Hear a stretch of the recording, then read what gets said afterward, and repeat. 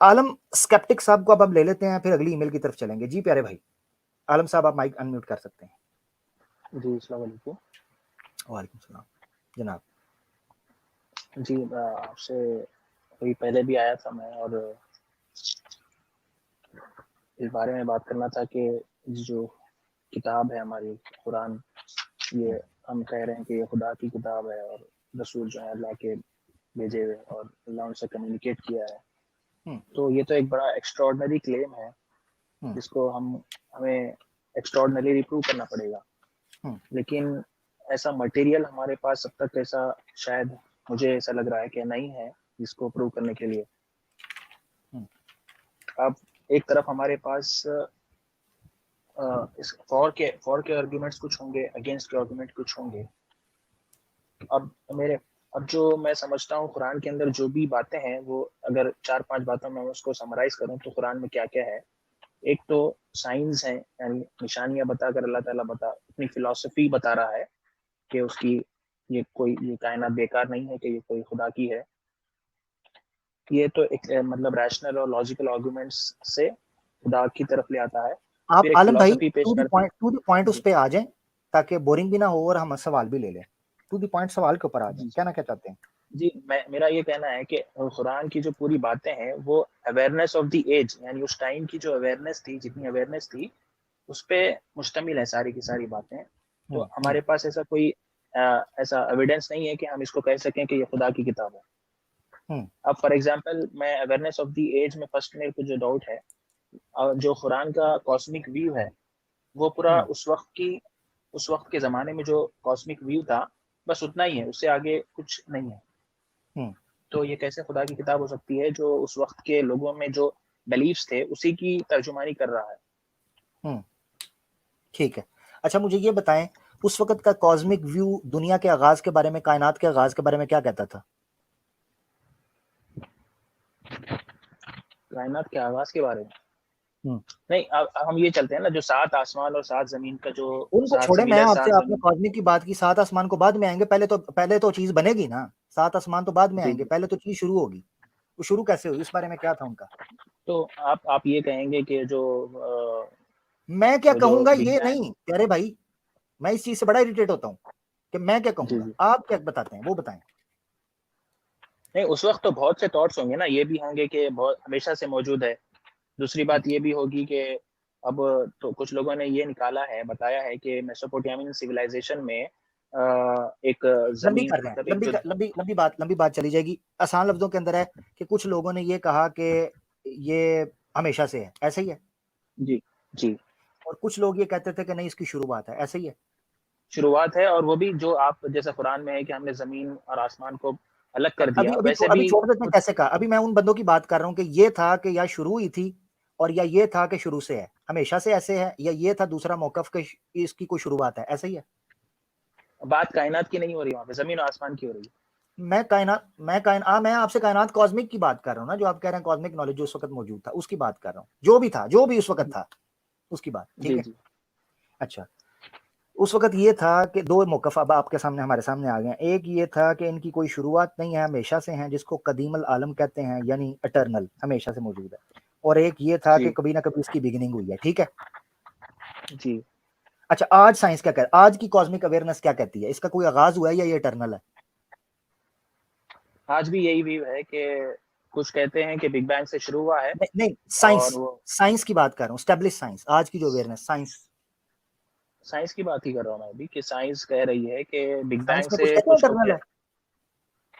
हाँ, वो क्या नाम उसका, जो नोबेल प्राइज विनर है ना, रॉगर पेनरोज। अच्छा, वो क्या कहता है? रॉजर पेनरोज कहता है कि जो बिग बैंग है वो it is not the beginning of the universe, it is end of the previous universe.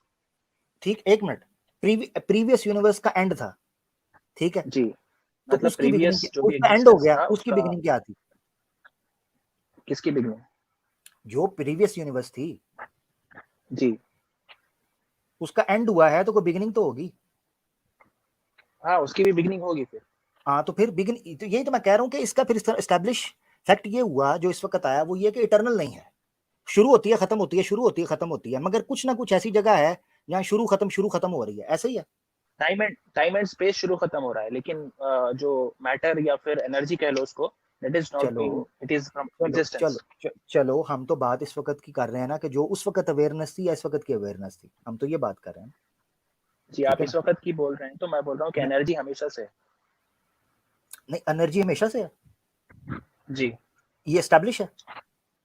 Establish नहीं, एक व्यू बता रहा हूँ।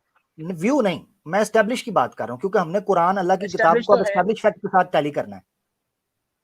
अब एस्टेब्लिश तो क्लियरली है ही नहीं ना, अगर जब ये दूसरा नहीं व्यू आ एस्टेब्लिश, गया तो फिर कहाँ से establish? जब एस्टेब्लिश नहीं है तो फिर हम कैसे कह सकते हैं कि कुरान का कॉस्मिक अवेयरनेस उस वक्त के लिए थी, आज आउटडेटेड है, जबकि एस्टेब्लिश है ही नहीं। आउटडेटेड तो तब होगा जब एस्टेब्लिश हो जाए कोई चीज। हाँ, तो मैं वही बोल रहा हूँ ना, जो 7 आसमान और 7 जमीन तक ही महदूद है कुरान का कॉन्सेप्ट। वो सात आसमान सात जमीनों की तशरीह छोड़ें, अभी तो हम कायनात की गाज की बात कर रहे हैं। सात आसमान सात जमीन कैसे फिट बैठेंगे इस कॉस्मिक अवेयरनेस और कॉस्मिक दुनिया के अंदर, वो हम बिठाएंगे, टेंशन उसकी नहीं लेनी। अभी तो बात हो रही है जी, कि एस्टेब्लिश हुई नहीं, तो आउटडेटेड कॉस्मिक अवेयरनेस तो स्टार्ट के अंदर ही खत्म हो गया कहानी। मैं मैं बात आपको आपकी समझा। बताता हूँ, किसी चीज को आउटडेटेड कहने के लिए किसी अदर फैक्ट का स्टैब्लिश्ड होना और ऐसा मुसद्दका हो जाना जो इररिफ्यूटेबल है, अनडिनाएबल, जी, ऐसा कुछ हुआ है कॉस्मिक अवेयरनेस के बारे में, जी, उसकी इब्तिदा के बारे में, बिगिनिंग के बारे में। जी, एस्टेब्लिश्ड फैक्ट ये है कि 7 आसमान जो हमारी सोलर सिस्टम है, उसके बाहर भी दुनिया है, ये एस्टेब्लिश मैं फैक्ट। सात आलम भाई, वक्त जाया होगा, मुझे इस चीज से बड़ा होता है कि वक्त जाया हमारा होगा। मैं आपसे पूछ रहा हूँ कि आपने कहा कॉस्मिक अवेयरनेस के बारे में, ये कॉस्मिक दुनिया जो इस वक्त हमारे सामने एक मलाकुती और आलमी सिस्टम मौजूद है, ये जो जी, सारा एक सिस्टम चल, इस एतबार से मैंने आपसे पूछा, अभी तो बिगनिंग की बात करते हैं, सात आसमान सात जमीनें, सात आसमान हैं क्या? अभी तो लपेटे खुल रही हैं सारी। मैं आपसे ये जानना चाह रहा हूँ नहीं, कि आप आगाज के ऊपर पहले आ जाएं, उस अवेयरनेस के बारे मैं में क्या वही तो कहते बात हैं? कर रहा कुरान हूँ, जो कुरान 7 कुरान आसमान की जो अवेयरनेस 7 जमीन आउटडेटेड है, है। कुरान की अवेयरनेस आउटडेटेड है। इब्तिदा के बारे आउटडेटेड में, है। इब्तिदा के बारे में बताएं कैसे। नहीं, इब्तिदा तो जब हम मानेंगे, जब हम कॉस्मिक जो हम आज के नजरिए से देख रहे हैं 7 आसमान, मतलब जो सोलर सिस्टम के यार बाहर आप हम देख सात रहे आसमान हैं। की बात, मैं आपको कह रहा हूँ, मेरी बात नहीं आप समझ रहे, बड़ा क्यों इतना मुश्किल हो रहा है आपके लिए समझना? वो बड़ी सादा सी बात, देखिए दो चीजों ये में मैं, फर्क समझे। मैं आपको एक जी, मिनट, जी, दो चीजों में फर्क समझे। एक है इस वक्त जो हमारे सामने कायनात मौजूद है ना, ठीक है, जी, इसकी इब्तिदा हुई है या नहीं हुई, ये है एक बिगिनिंग की बात। इसमें आप मुझे बताएं कि कुरान आउटडेटेड है आज की अवेयरनेस और इंफॉर्मेशन के बारे में, एस्टेब्लिश फैक्ट के बारे में या नहीं? ये सिंपल आपने, क्योंकि आपने बुनियाद ये रखी थी कि आउटडेटेड है। जी। इसमें तो कुरान बिगनिंग की बात करता है। हाँ, तो आज की अवेयरनेस क्या कहती है? आज की अवेयरनेस बिग बैंग के हिसाब से बिगनिंग की बात करता है। यानी बिगिनिंग की बात कर रहा है। जी, तो इसका अगर मतलब है बिग बैंग कुरान सही का से। ये, हाँ कुरान का, इसका मतलब ये है कि कुरान का जो स्टेब्लिश्ड आज की अवेयरनेस है या आज का जो नैरेटिव है उसके साथ तो मैच कर रहा है, आउटडेटेड तो नहीं है। तो वो भी कहता है कि इस कायनात की जो आपको नजर आती है इसकी इब्तिदा हुई है, ठीक है, यहां तक ये ठीक तो है, एक्सेप्ट, आउटडेटेड नहीं है। ये ठीक है, ठीक है, चलो आगे बढ़ो। जबरदस्त जबरदस्त जबरदस्त। अच्छा ठीक है, अब आप बताएं, आप क्या कहना चाहते हैं? अब आप मुझे बताएं जो आपको आउटडेटेड लगता है, आपने वो बात रखनी है। मैं मैं ये जो, अगर कुरान को जो 7 आसमान और 7 जमीन का जहाँ पे भी जिक्र हुआ है, और दूसरे भी कायनात के डिस्क्रिप्शंस जो कुरान में हुए हैं, उसको अगर देखें, तो वो उस वक्त के ज़माने में जो लोग जितना कायनात को देख रहे हैं, बस उतना ही है। 7 7 आसमान यानी जो 7 लेयर्स हैं प्लैनेट्स के, और ज़मीन है, बस उतना ही है। अच्छा, यानी आप ये कह रहे हैं कि कुरान ने सोलर सिस्टम सात के आसमान, सोलर सिस्टम के नहीं आप बाहर मुझे ये बता कुछ सकते हैं देखा कि नहीं उस है कुरान जमाने ने। में जो सात आसमान कहते थे वो किसे कहते थे? वो जो लेयर्स हैं हमारे प्लैनेट्स के और सन और मून के जो लेयर्स थे, नहीं, ये किधर उसको लिखा कह है रहे हैं। कुरान में लिखा है ये? हाँ, क्या तुम नहीं देखते कि 7 आसमान अल्लाह ने कैसे बनाए एक के ऊपर एक? वो हाँ ठीक है, वो सात आसमान नहीं, मगर ये लिखा हुआ है कि आपने कहा प्लैनेट्स। आप जी, अपने जुमले को देखें। आप मुझे ये बताएं, चले मैं जी, आपको ये चीज बताता हूँ, कुरान ने जो है ना वो आसमान किसको कहा है? क्योंकि आपको कॉन्सेप्ट को जब तक नहीं जी, समझेंगे, आपको किसी चीज को आउटडेट कहने के लिए या इररेलेवेंट या पुरानी जो बसीदा इंफॉर्मेशन कहने के लिए आपको बड़ा जरूरी है आप उस कॉन्सेप्ट को पहले सही तरीके से समझे। आप समावात के कॉन्सेप्ट को समझे नहीं, जिससे गलती लग रही है। जी, जी, तो जी। आप ये मुझे बता सकते आप हैं कि कुरान ने जिसको समा कहा है वो किसको कहा है समा? उसमें कोई डिटेल कुरान में आई है? आसमान को जो हम देख रहे हैं ऊपर। हम जो ऊपर देख रहे हैं इसको समा का है, ठीक है। दूसरा किधर है? Without telescope. ठीक है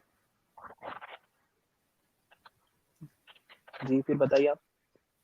नहीं, मैं तो आपको कह रहा हूँ कि उस वक्त के लोग दूसरा किसको समझते थे, क्योंकि वो तो आप कह रहे हैं ना उस वक्त के लोगों की अवेयरनेस थी, दूसरा नहीं किसको अमीर कहते भाई, थे? आपको तो ये पता है ना उस वक्त का कॉस्मिक व्यू क्या था, जो लोग देखते थे, मैं मतलब जो मैं था आपसे इसलिए पूछ रहा हूँ, नहीं मैं आप पता क्या बात है, मैं आपको मेसोपोटामियन बताता हूँ। नहीं, मेसोपोटामियन मेसोपोटामिया, सिविलाइजेशन, एक मिनट क्रिश्चियन, रुकिए, मैं उस जुडाइज्म। तरफ जाता हूँ, उस तरफ जाता हूँ। जी मैं इस वक्त जी मेसोपोटामिया का तो जवाब मैं देने नहीं बैठा, मैं तो इस्लाम के लिए बात करने के लिए बैठा हूँ। मैं ये चीज आपको कह रहा हूँ कि आप ये कह रहे हैं कि उस वक्त के लोग की अवेयरनेस सात आसमान को वो ये कहते थे, इसलिए उसको कुरान ने जी कहना शुरू कर दिया सात आसमान है। तो मैं आपसे कह रहा हूँ कि जी। दूसरा आसमान वो किसको कहते थे, किस चीज को दूसरा आसमान कहते थे? वो जो भी प्लेनेट होगा, मून होगा, सन होगा उसके अंदर।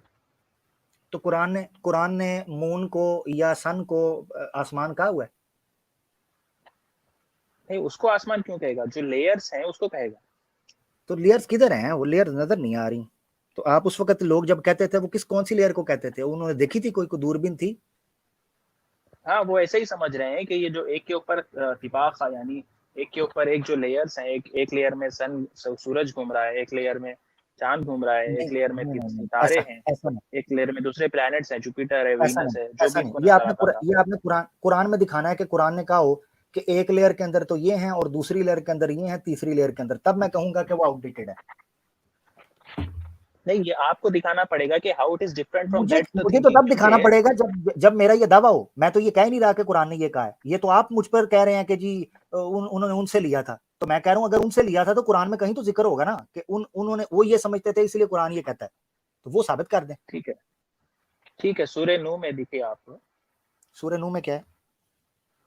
सूर्य नूह में हजरत नूह अलैहिस्सलाम अपनी कौम को बता रहे हैं, डांट रहे हैं, मतलब इंतजार कर रहे हैं।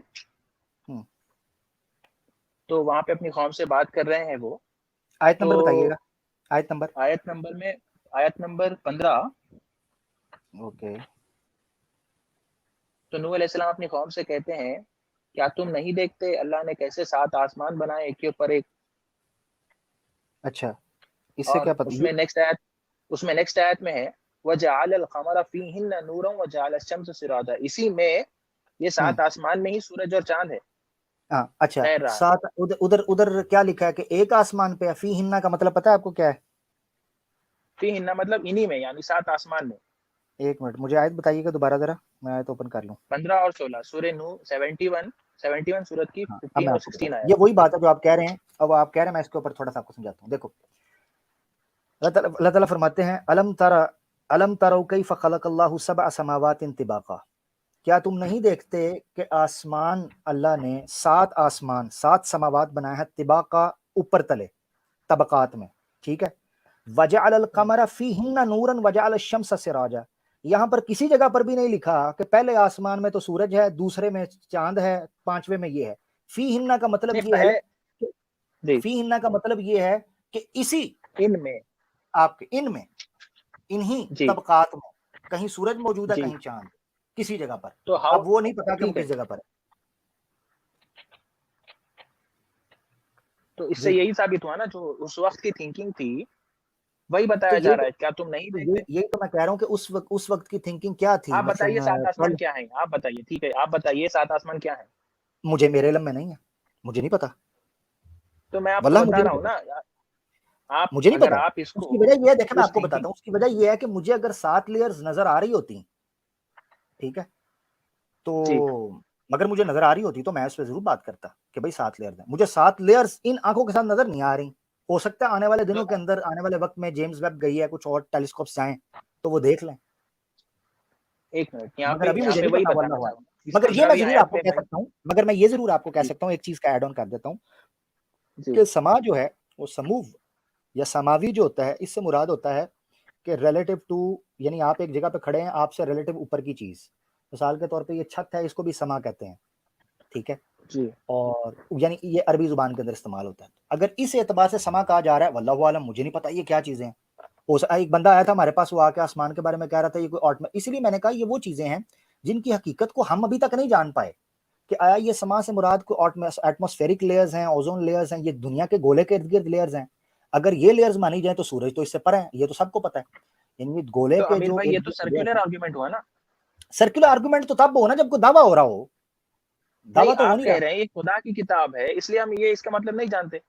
तो मैं यही तो चीज कह रहा हूँ कि इसका मतलब नहीं पता। अगर आप तो हम इसको, मैं कह रहे आपको हैं ये बता खुदा की मिसाल के तौर किताब है पर, ही नहीं। मैं, नहीं, अल्लाह की किताब तो तब साबित ना हो कि आप किसी स्टैब्लिश फैक्ट चीज से इसके माना को गलत साबित कर दें, वो तो हो नहीं रहा। तो आप मुझसे देखें, देखिए या मिसाल के तौर पर बंदा भी मुझसे आप पूछ रहे हैं, यानी आप मुझसे पूछ रहे हैं कि आसमान का कोई मतलब बताएं। मैंने आपको कहा कि मेरे इल्म में कोई ऐसा मतलब नहीं है कि जिसको मैं समझा सकूं। मैं ये चीज कहता हूं है, ऐसे ही है क्योंकि कुरान में लिखा है, मगर मुझे पता नहीं कि इससे मुराद क्या है। कुछ लोग कहते हैं एटमॉस्फेरिक लेयर्स हैं, मगर मैं नहीं कह सकता उसको, क्योंकि देखिए कुरान में हमारे सामने आयत मौजूद है कि चांद और सितारे जो अपना सूरज, जो चांद सितारे जो हैं वो उस समावात के अंदर हैं कहीं। अब वल्लाहु आलम, मुझे नहीं पता कि दुनिया के जो इर्द गिर्द एटमॉस्फेरिक लेयर्स हैं उसके अंदर तो चांद सितारे नहीं मौजूद है, तो कंफर्म हो गया, एस्टेब्लिश है। तो इससे परे फिर कोई समा होगा। अब वो समा क्या होगा, नहीं होगा, किस तरीके का होगा, नहीं वल्लाहु होगा। आलम। मैं इस 15वीं क्यों, आयत से वही बताना चाह रहा हूँ, वो क्यों नहीं होगा। क्यों, किधर किधर बताएं। उस देखिए नूह अलैहिस्सलाम के दौर में उसकी वहां पे जो कॉस्मोलॉजी, वो जो समझते थे कायनात का, जो उनका व्यू था, उनको वही बताया जा रहा है। क्या तुम नहीं देखते, मतलब क्या तुम नहीं जानते कि नहीं, एक ऐसा मिनट, यहाँ सात से आसमान नहीं, है। ये मेरी बात सुने, आप मेरी बात सुने। या ये आप जो जी पता क्या कर रहे हैं, आप जो इस्तदलाल कर रहे हैं, आप उस जमाने के इल्म के मुताबिक इस्तदलाल करना चाह रहे हैं, जबकि मैं इन वर्ड्स के ऊपर इस्तदलाल कर रहा हूं। दो चीजों में फर्क है। एक नूह है उस अलैहिस्सलाम जमाने अपनी का कौम से इल्म। कह रहे हैं क्या तुम नहीं देखते। अब तो कह रहे हैं, बिल्कुल कह रहे हैं। तो आज मुझे बताएं, आज भी लोग कह रहे हैं, मैं आज भी कहता हूं, ये जुमला कहता हूं, क्या तुम नहीं देखते सात आसमान। ठीक है, तो कहाँ देखते हैं हम सात आसमान। तो वही तो मैं कह रहा हूं, वल्लाहु आलम, मुझे नहीं पता इनकी नहीं हकीकत क्या है। आप तो कैसे कैसे ऐसे कैसे कह सकते हैं कि आप देख रहे हैं, फिर आप अच्छा नहीं मुझे ये देखते क्या बताएं, ये। वो लोग, एक मिनट चलें, इसको इस तो दूसरे तरीके से समझाता हूं आपको। मुझे ये बताएं, क्या वो लोग देख रहे थे सात आसमान। वही जो अगर देख रहे हैं हम कंसीडर करेंगे, तो वही है वो जो देख रहे थे वो सात आसमान, वो जो मैं कौन कौन से देख रहे वो थे, मुझे दिखा, चले मुझे वो बता दें, वो कौन से देख रहे थे। तो उनका कॉन्सेप्ट आपको मालूम है ना, मेसोपोटामियन सिविलाइजेशन में क्या कॉन्सेप्ट था, सुमेरियन में क्या था, जुडाइज्म में सात आसमान का कॉन्सेप्ट क्या था, आपको मैं पता है। अरब्स की बात कर रहा हूँ, अरब्स की बात कर रहा हूँ, ये जिनको दिया गया है अरब्स कुरान। ने तो प्रॉफिट ने वहीं से ले लिया होगा ना। कि ले लिया होगा से बात नहीं ना बनेगी, लिया है कहीं, उसका जिक्र मिलता है उस तरीके का। यानी अमीर मिसाल भाई के मेरी तौर पर, बात इसका आसान सुनिए। हल कर देता हूँ, आसान हल कर देता हूँ। ये देखें, मिसाल के तौर पर आप कह रहे हैं मेसोपोटामिया जो है, उनके यहाँ सात आसमान थे, ऐसे ही है तसव्वुर था। जी, तो वहां से अच्छा, तस्वुर ये चला आ रहा है पहले से। एक मिनट सुन लेना जरा, सुन लें, उनका पहला पहला आसमान उनका कौन सा था। पहला आसमान दूसरा आसमान छोड़िए अमीर भाई। नहीं, मैं अब पूछ मैं इसलिए, ये देखिए कह ना, रहा हूँ समझे कि समझे मेरी कुरान बात का। सुने। मैं आपको बताता हूँ क्यों मैं आपसे पूछ रहा हूँ, मैं आपसे क्यों पूछ रहा हूँ उनका कौन सा था, क्योंकि आपने कहा है उनका कॉन्सेप्ट जो है वो लिया गया है, ऐसे ही है। जी अच्छा, तो मुझे ये बताएं, जो मेसोपोटामिया था उनका तो तसव्वुर था पहला आसमान या दूसरा आसमान, तीसरा, जितने सात आसमान आप कह रहे हैं। तो वैसे तो वो भी मैं चेक करूंगा कि वो क्या कहते हैं, ताकि मुझे भी पता हो, मगर मैं आपसे फिलहाल पूछने के लिए मैं कहता हूँ वो क्या कहते थे, और मुझे जरूर बताइएगा, मैं चेक भी कर लूंगा। जी। वो क्या, किसको वो कहते थे पहले पहला दूसरा। पहले दूसरे में क्या है वो मुझे उतना ये पता नहीं, शायद मून होगा, उसके बाद सेकंड में तो सन फिर होगा। तो नहीं नहीं, ऐसे नहीं, शायद नहीं। आलम भाई, मैं आपको एक चीज बताता हूँ, मैं क्यों आपको रोक रहा हूँ मेरे प्यारे भाई, मैं इसलिए बता रहा जी हूँ। आप फिर ये इल्जाम, ये बहुत बड़ी जुर्रत है, ये बहुत बड़ी जुर्रत है कि कोई ये कह दे कि जनाब वहां से लिया गया है। वहां से लेने के लिए उस जैसा होना जरूरी है। ठीक है, उस जैसा ही तो है अमीर भाई, मैं वही तो कैसा कह है रहा हूँ ये आपको। तो वो पूछता हूँ, आप कहते हैं मुझे पता नहीं। जब वो पूछ लेता हूँ, कहता हूँ कौन सा है उनका पहला आसमान, कौन सा दूसरा, ताकि मैं देखूं कुरान ने पहला दूसरा उसी को कहा हुआ है। आप कहते हैं मुझे पता नहीं। जब आपको पता ही तो नहीं है तो कुरान में वैसा ही तो है, वैसा ही तो है, जोर देने से नहीं बात बनेगी ना। पहले आप ऐसा करें, नहीं। मेसोपोटामिया जी जो है, ऐसा करते हैं काम, एक आपको थोड़ा सा होमवर्क देते हैं। आप थोड़ा एक सा मैं मिनट, भी आप देखता आप आप अभी अभी विकिपीडिया खोल लीजिए। हूँ। विकीपीडिया मैंने अभी नहीं ना खोला, मेरे पास और भी काम बड़े हैं, अभी मैं क्यों खोलूं। तो उसके अंदर आपको मिल जाएगा एक तो आपने खोल सुमेरियन लें, आप खोल के इंcantation। बता दें मुझे। एक ऐसा करें, आप एक खोल लें, सुमे, आप एक खोलें। सुमेरियन एक सुमेरियन चैट, एक सुमेरियन जो है इंcantation है उसके अंदर, मतलब जो वो चैंट आप करते खोल के थे। ना ऐसे करें, सेकंड ऐसे करें, आप खोल के ना स्क्रीन शेयर कर दें। चलें, थोड़ा सा मैं रिलैक्स हो जाए, कर लें जरा, सेकंड खोलें। मिलियन बीसी का एक उनका इंcantation है, जिसमें रेफर किया जा रहा है सेवन हेवंस एंड सेवन अर्थ। अब कुरान में भी यही बात है कि और सात पूरा आसमान है और मिसलहुन्ना। सेवन हेवंस और सेवन अर्थ वहां से लिया गया है, उसके लिए कुछ हमें थोड़ा सा तो शुबा मिलना चाहिए ना, कि वो जिसको पहला दूसरा तीसरा कह रहे थे कुरान में किसी जगह पर वो एक दूसरा का हो, शक पकड़ा जाएगा, कुरान गलत हो जाएगा, मजा आ जाएगा। चलें जल्दी करें जरा, खोलें, मसला हल हो जाएगा। नहीं अमीर भाई, वो टेक्निकलिटीज में तो कुरान नहीं जाएगा ना, पहला दूसरा उसका अच्छा, मतलब। अच्छा, टेक्निकलिटीज के अंदर कुरान नहीं जाता, कुरान ऊपर ऊपर से ले लेता है, ये आपको किसने हाँ असूल फिर दे दिया। अरे आमिर भाई मेरी बात आप नहीं समझ रहे, मुझे आप इतना बता दीजिए how it is different from that way. ये डिफरेंट तब इसलिए डिफरेंट होगा कि जब वो उस डिटेल्स को फॉलो करे जिस आप कह रहे हैं जहां से लिया है। एक भी इशारा, अगर डंडी मारी हो ना तो एक इशारा भी काफी होता है। अब आप कह रहे हैं सात आसमान की बात हो रही है, हो सकता है जो वो सात कह रहे हैं वो भी हक को, ये भी हक को। डिटेल्स की बात अगर आप पकड़ा दें और मुझे बता दें कि अगर उन्हें मिसाल के, मैं आपको बताता हूं क्यों मैं आपको ये इस तरीके से समझाने की कोशिश कर रहा हूं, मैं आपको समझाता हूं। देखिए, मैंने पहले आपको कहा कि समावात का जो मसला है ना कुरान के अंदर, ये समझ से इसलिए बालातर है कि ये उस कॉस्मिक दुनिया की बात हो रही है जिसको इंसानी शऊर अभी तक उस तरीके से हासिल नहीं कर सका। आपकी टेलीस्कोप्स जा रही हैं, आपको पता चल रहा है दुनिया के अंदर कॉस्मिक फिजिक्स पता नहीं, कॉस्मोलॉजी और तरीके से काम कर रही है, क्वांटम लेवल पर और तरीके से काम कर रही है, ब्लैक होल वॉर्म होल्स में और तरीके से काम कर रही है। तो आपको पता नहीं है कि ये समावाद से मुराद क्या थी। आप ये जोर दे रहे हैं कि समावाद उन्होंने उस कॉन्सेप्ट से लिया है। तो मैं ये कहता हूं कि पता करें फिर कि अगर आपके पास अगर लिया है तो कुरान के अंदर किसी जगह पर लिखा होगा कि यार वो जो पहला आसमान पे जो चीजें कहते थे ना वही कुरान ने पहले आसमान पे कही है, ठीक है।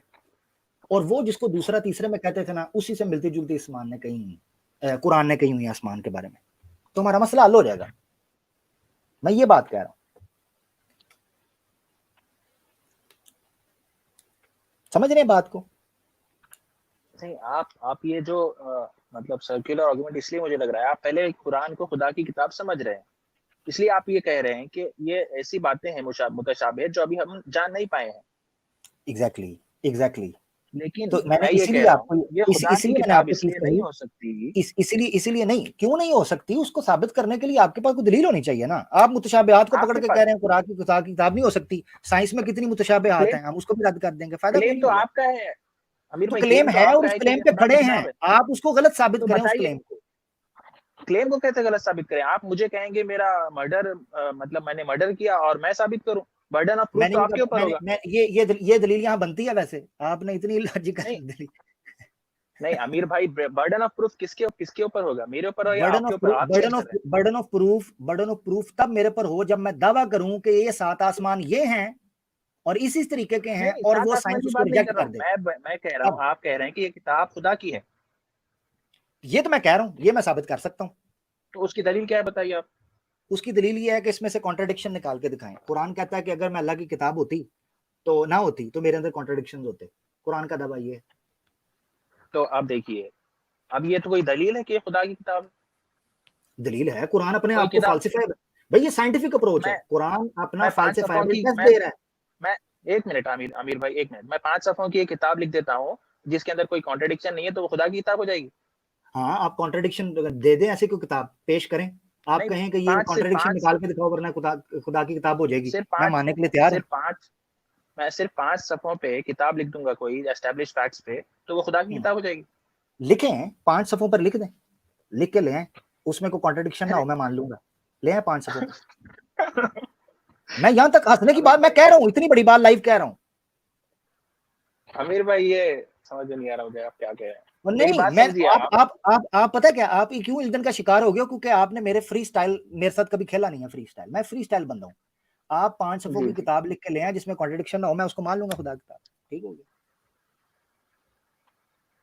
लाइव कह तो रहा हूँ, ये प्रूफ है खुदा, आपके अलावा कोई आ ये जाए, ये आपके अलावा कोई लिख लाए। ये प्रूफ है, ये प्रूफ है खुदा की किताब का? तो मैं कह रहा हूँ हाँ है, मैं तो कह रहा हूँ।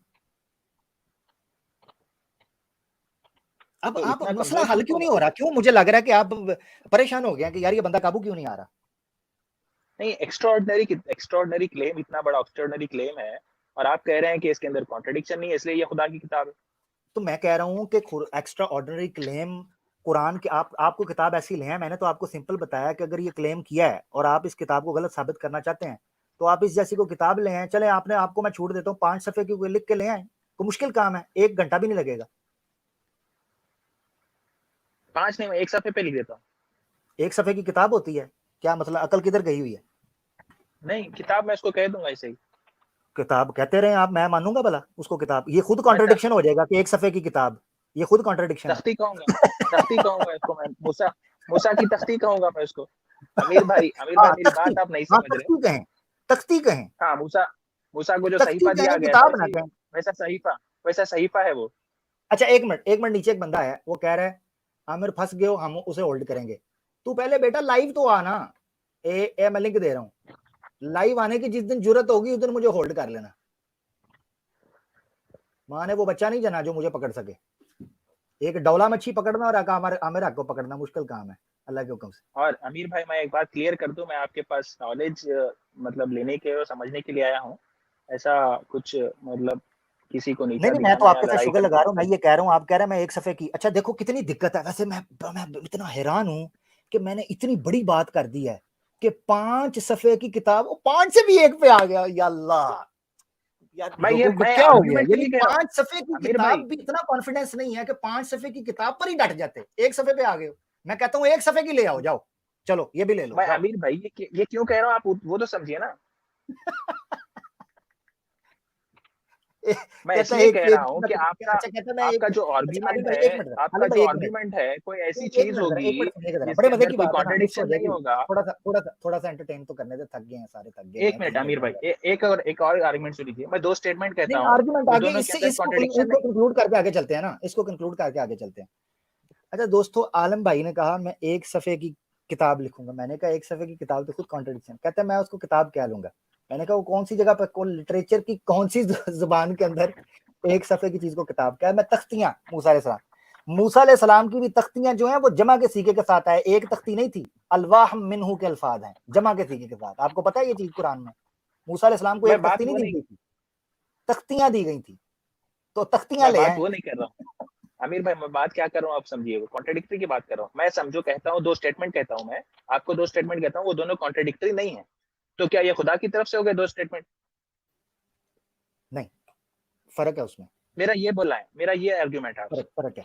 आप ऐसे करें, हम ना बहस बराए बहस में उलझ जाएंगे। तो बेहतर यह है कि आप ने जो बात रखनी थी आपने रख ली। आप मजीद को बात रखना चाहता हूं उस हवाले से, समावाद के ऊपर आप मुकदमा बड़ा कमजोर लेके आए। मैं माजरत इसलिए चाहता हूं कि जब आपने किसी चीज की सिमिलैरिटी बयान करनी होती है तो आप एक कॉन्सेप्ट के ऊपर, मिसाल के तौर पर कुरान के अंदर है अल्लाह एक है, बाइबल में भी है, जी ठीक है, हिंदू मत के अंदर भी लिखा है। और भी बड़े जो खुदाओं के जहां तसव्वुर थे वहां कैपिटल जी के साथ जो गॉड लिखा जाता था वो एक माना जाता था, छोटे छोटे मन। यानी तौहीद का तसव्वुर, जो मोनोथिज्म का तसव्वुर हर जगह पर मिलता है।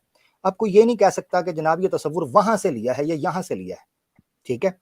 किसी चीज का यूनानिमस होना, किसी चीज का मुत्तफिक होना, उसके सच होने की दलील भी तो हो सकती है, ये भी तो हो सकती है, ठीक है। तो इसको ये यानी यानी इसको इस तरह समझे कि ये कोई एब्सोल्यूट कैटेगोरिकल क्रिस्टल क्लियर दलील नहीं थी। इस एतबार से सिर्फ मैं ये कहना चाहता हूँ। मजीद आप देखिएगा, मैं चाहूंगा कि आपने जो मेसोपोटामिया के जो 7 आसमान दिखाए हैं मैं भी उनको देखूंगा, आप भी देखिएगा कि उसमें किस किस आसमान पे कौन कौन बैठा हुआ है या क्या क्या है। अभी दूसरा पॉइंट ये है कि जो नूह अलैहिस्सलाम की एज है कुरान के अंदर 950 जी साल, जी, उसके बारे में आपका क्या ख्याल? किस जगह पे आई है आयत में? 29:14 में। ठहरे जरा मुझे ओपन करने।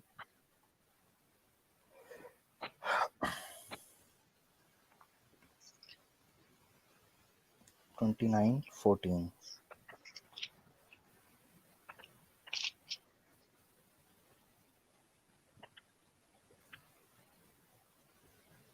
जी हाँ, क्या हुआ इसमें अब बताएं। वलकद अरसलना नूहन इला कौमिही फलबिथ फीहिम अल्फ सनतिन इल्ला 50 आमन फअखज़हुमुत तूफ़ानु वहुम ज़ालिमून। जी क्या हुआ इसमें? तो इसमें ये जो 950 साल नूह अलैहिस्सलाम की एज है, ये साइंस के हिसाब मुताबिक रखती है।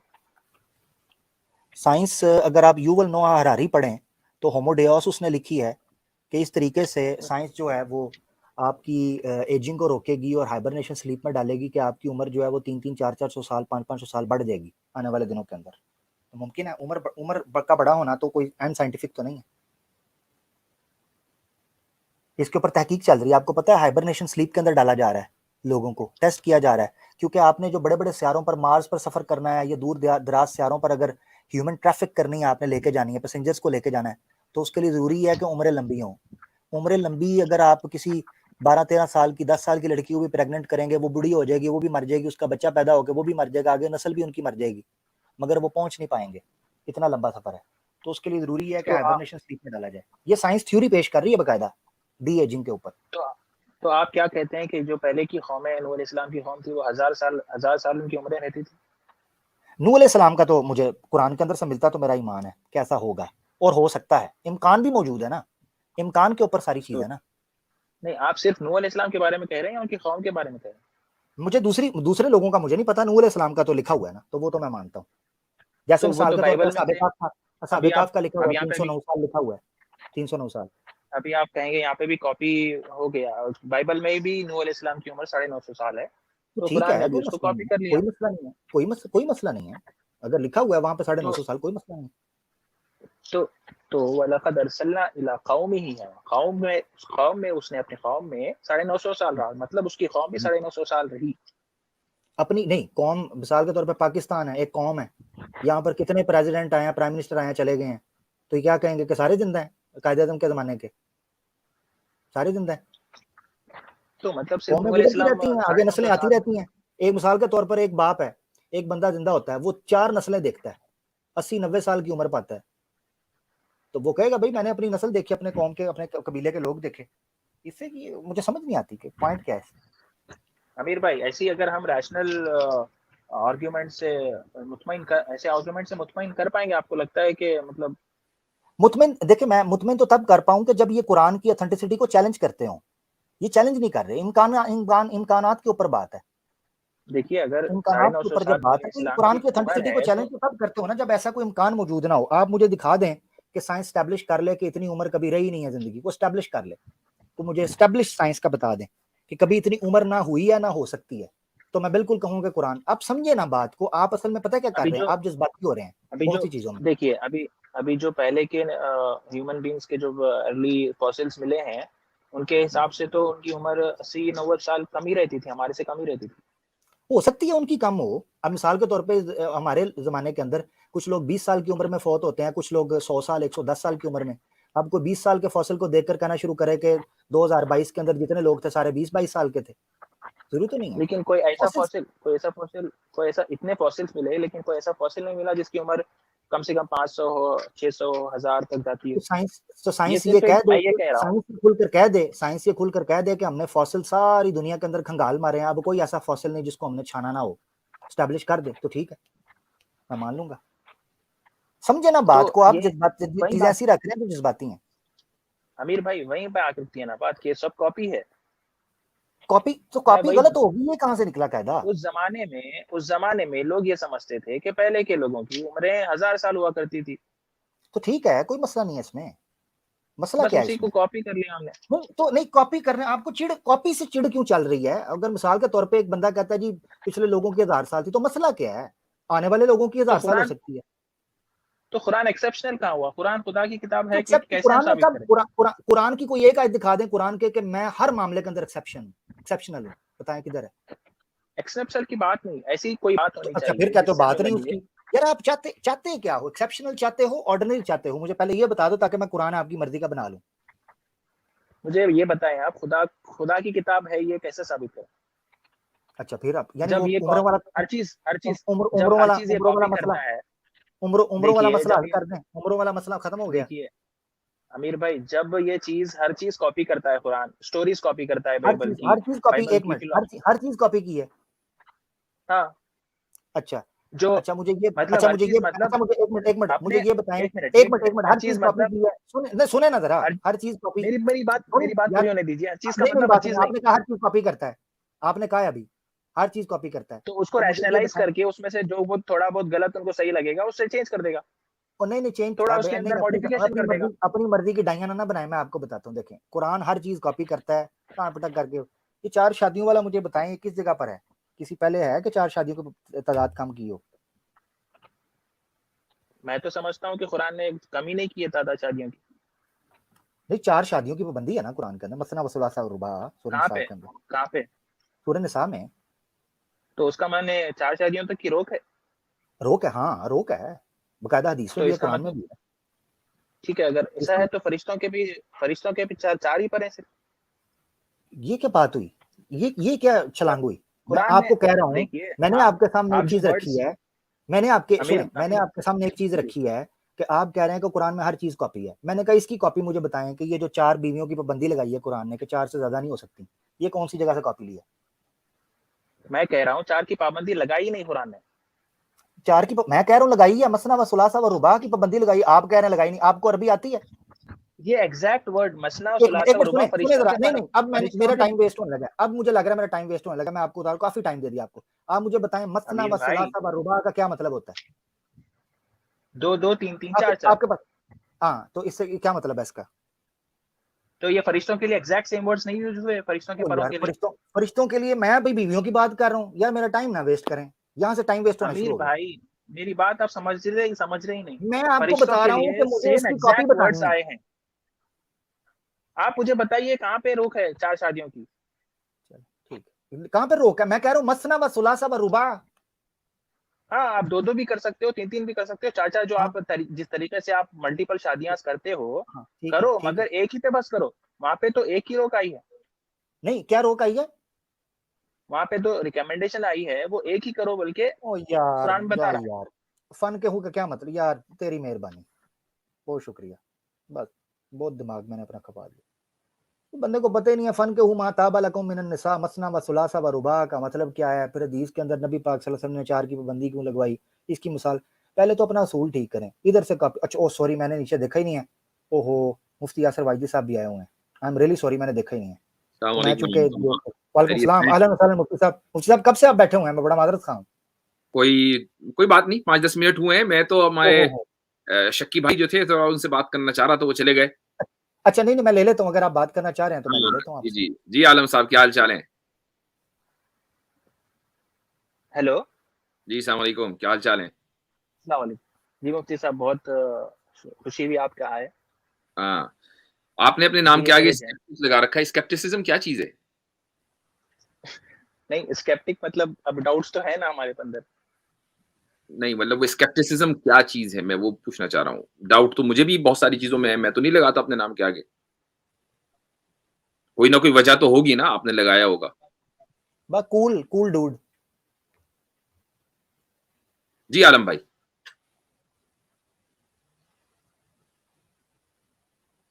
सुन रहे हैं?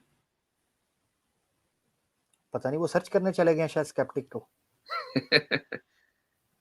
आलम भाई मुफ्ती साहब, अभी है या? साहब आप इतनी देर से कहाँ थे? मैं ये स्केप्टिक ही पूछ लेता तो मसला हल हो जाता, मैंने इतना घुमाया इनको।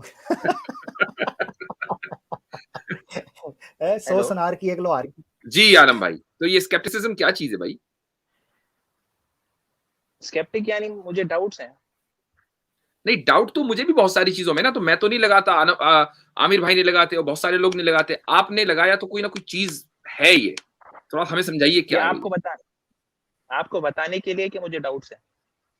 नहीं, मुझे अगर डाउट है कि पता नहीं है ट्रेन जो है अपने वक्त पे आएगी या नहीं आएगी, तो मैं लगा लूंगा यासिर मेरा स्केप्टिक, मतलब कोई तो वजह होगी ना।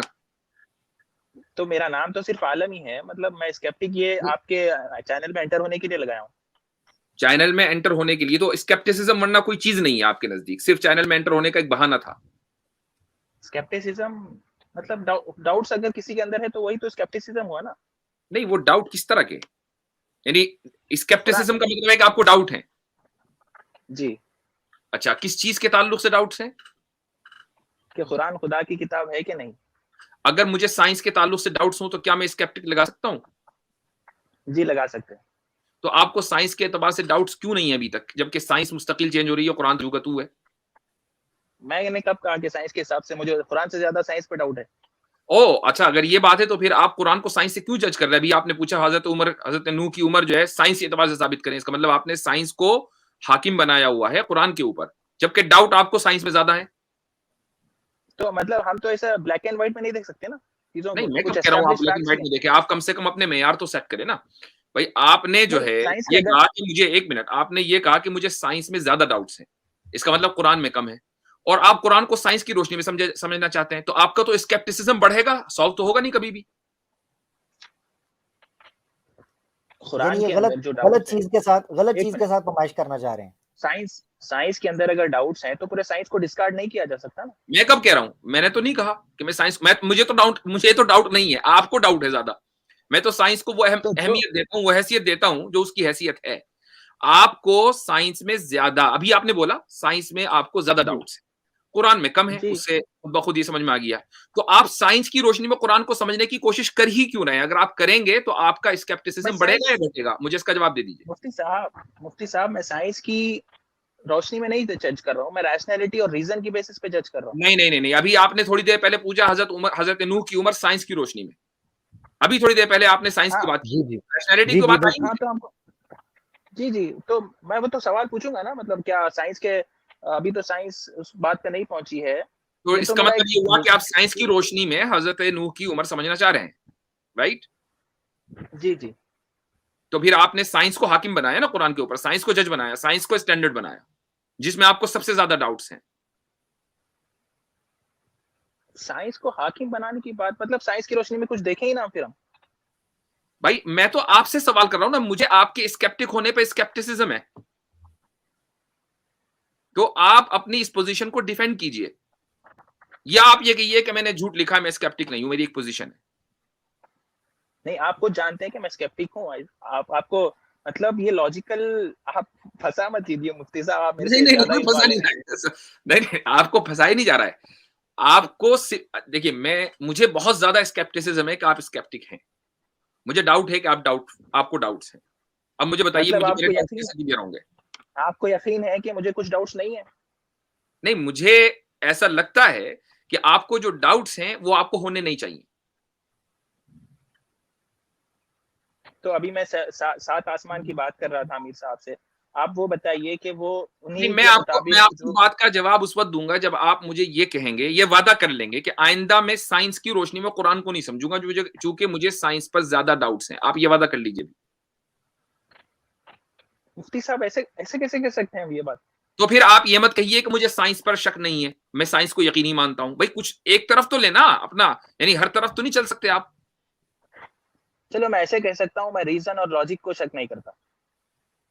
बात साइंस की हो रही है, मैं रीजन लॉजिक की बात ही नहीं कर रहा हूं, मैं साइंस की बात कर रहा हूं। आप ये कहिए कि मैं आइंदा या तो दो बातें कर लें, दो ऑप्शन है आपके पास। ऑप्शन नंबर वन, देखिए मैं मुफ्ती आइंदा साहब, मैं सुनिए, साइंस को आपके पास दो ऑप्शन देता हूं। ऑप्शन नंबर वन, आप ये कहिए कि मुझे जी साइंस पर कोई शक नहीं है, साइंस सर्टेन है।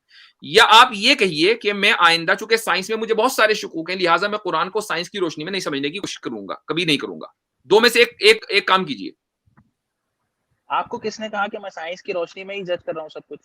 अभी तक आपके सारे सवाल वैसे ही हैं, और खुसूसन हजरत नूह नहीं की उम्र के ताल्लुक से वही है। ठीक है, तो नहीं, आप रीजन के चलिए, अभी तक नहीं कर रहे थे, रीजन आइंदा करेंगे? नहीं, मैं कह रहा हूँ मुझे रीजन की बेसिस पे जज कर रहा हूँ, रीजन एंड लॉजिक। रीजन पे भी आऊंगा मैं, पहले आप साइंस का मसला तो हल रीजन, करें ना। साइंस आप साइंस आखिर एंड मैं ये कुरान कह रहा हूं, बोथ आर पार्ट चलिए ऑफ मैं ये रीजन एंड कहता हूं लॉजिक। कि आपको साइंस के ताल्लुक से इस एतराफ करने में झिझक महसूस क्यों है, ये जबकि आपको साइंस के ऊपर शक है। मैं आपकी जगह होता तो मैं तो कहता कि ऑफ कोर्स मैं साइंस की रोशनी में कभी भी कुरान को नहीं समझूंगा, क्योंकि मुझे साइंस में 10 एतराजात हैं। अगर मैं अगर आप ईमानदार हैं तो आप फौरन बोले, या तो आपने वो स्टेटमेंट ईमानदारी से नहीं बोला। तो इसका मतलब ये हुआ, अगर कोई भी चीज कुरान में होगी तो हम उसको कॉन्ट्राडिक्टरी मतलब कंसीडर ही नहीं करेंगे। मैंने कब बोला कि अगर नहीं कुरान करेंगे? कह रहा है, आपका कोई ना कोई मेयार होगा ना, तो आप ये कहिए चूंकि मुझे साइंस के ऊपर बहुत सारे शकूक हैं, लिहाजा मैं साइंस की रोशनी में कुरान को आइंदा कभी नहीं समझूंगा। ये वादा कर लीजिए, अभी बात आगे बढ़ेगी। मैं रीजन के बेसिस पे जज करूंगा सब कुछ। नहीं, मैं वो तो मुझे मालूम है करेंगे, मैं भी करता हूं, आप भी करें, नो प्रॉब्लम। अभी बात साइंस की हो रही है, साइंस की रोशनी में करेंगे, हाँ या ना? अगर साइंस एस्टैब्लिश फैक्ट है तो करेंगे। साइंस में तो एस्टेब्लिश फैक्ट होता ही नहीं ना। क्यों? जमीन सारे तैयार, सारे जो सैयारे अपने दायरे में तैर नहीं रहे हैं? ये तो हमारा मुशाहिदा है, ये साइंस ने कोई बताया? तो साइंस, मॉडर्न साइंस के आने से पहले सबको पता था। तो एस्टैब्लिश फैक्ट नहीं है? साइंस, ये मॉडर्न साइंस ने आपको बताया कि सैयारे तैर रहे हैं?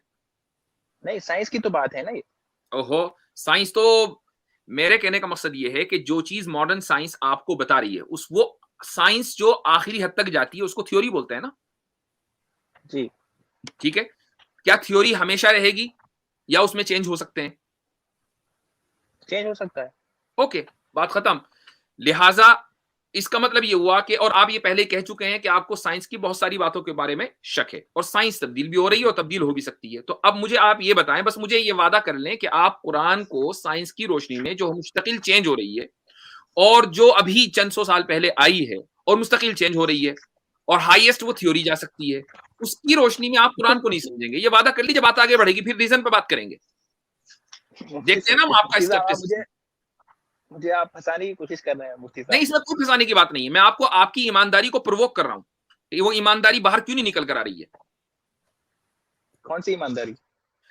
ये ईमानदारी कि अभी थोड़ी देर पहले आप ये कह रहे थे कि मुझे ज्यादा शक साइंस के ऊपर है, और जब मैं आपको ये कह रहा हूं कि जिस चीज पर आपको ज्यादा शक है आप उसको साइड में रख दें, आप उसको साइड में रखने के लिए तैयार नहीं है।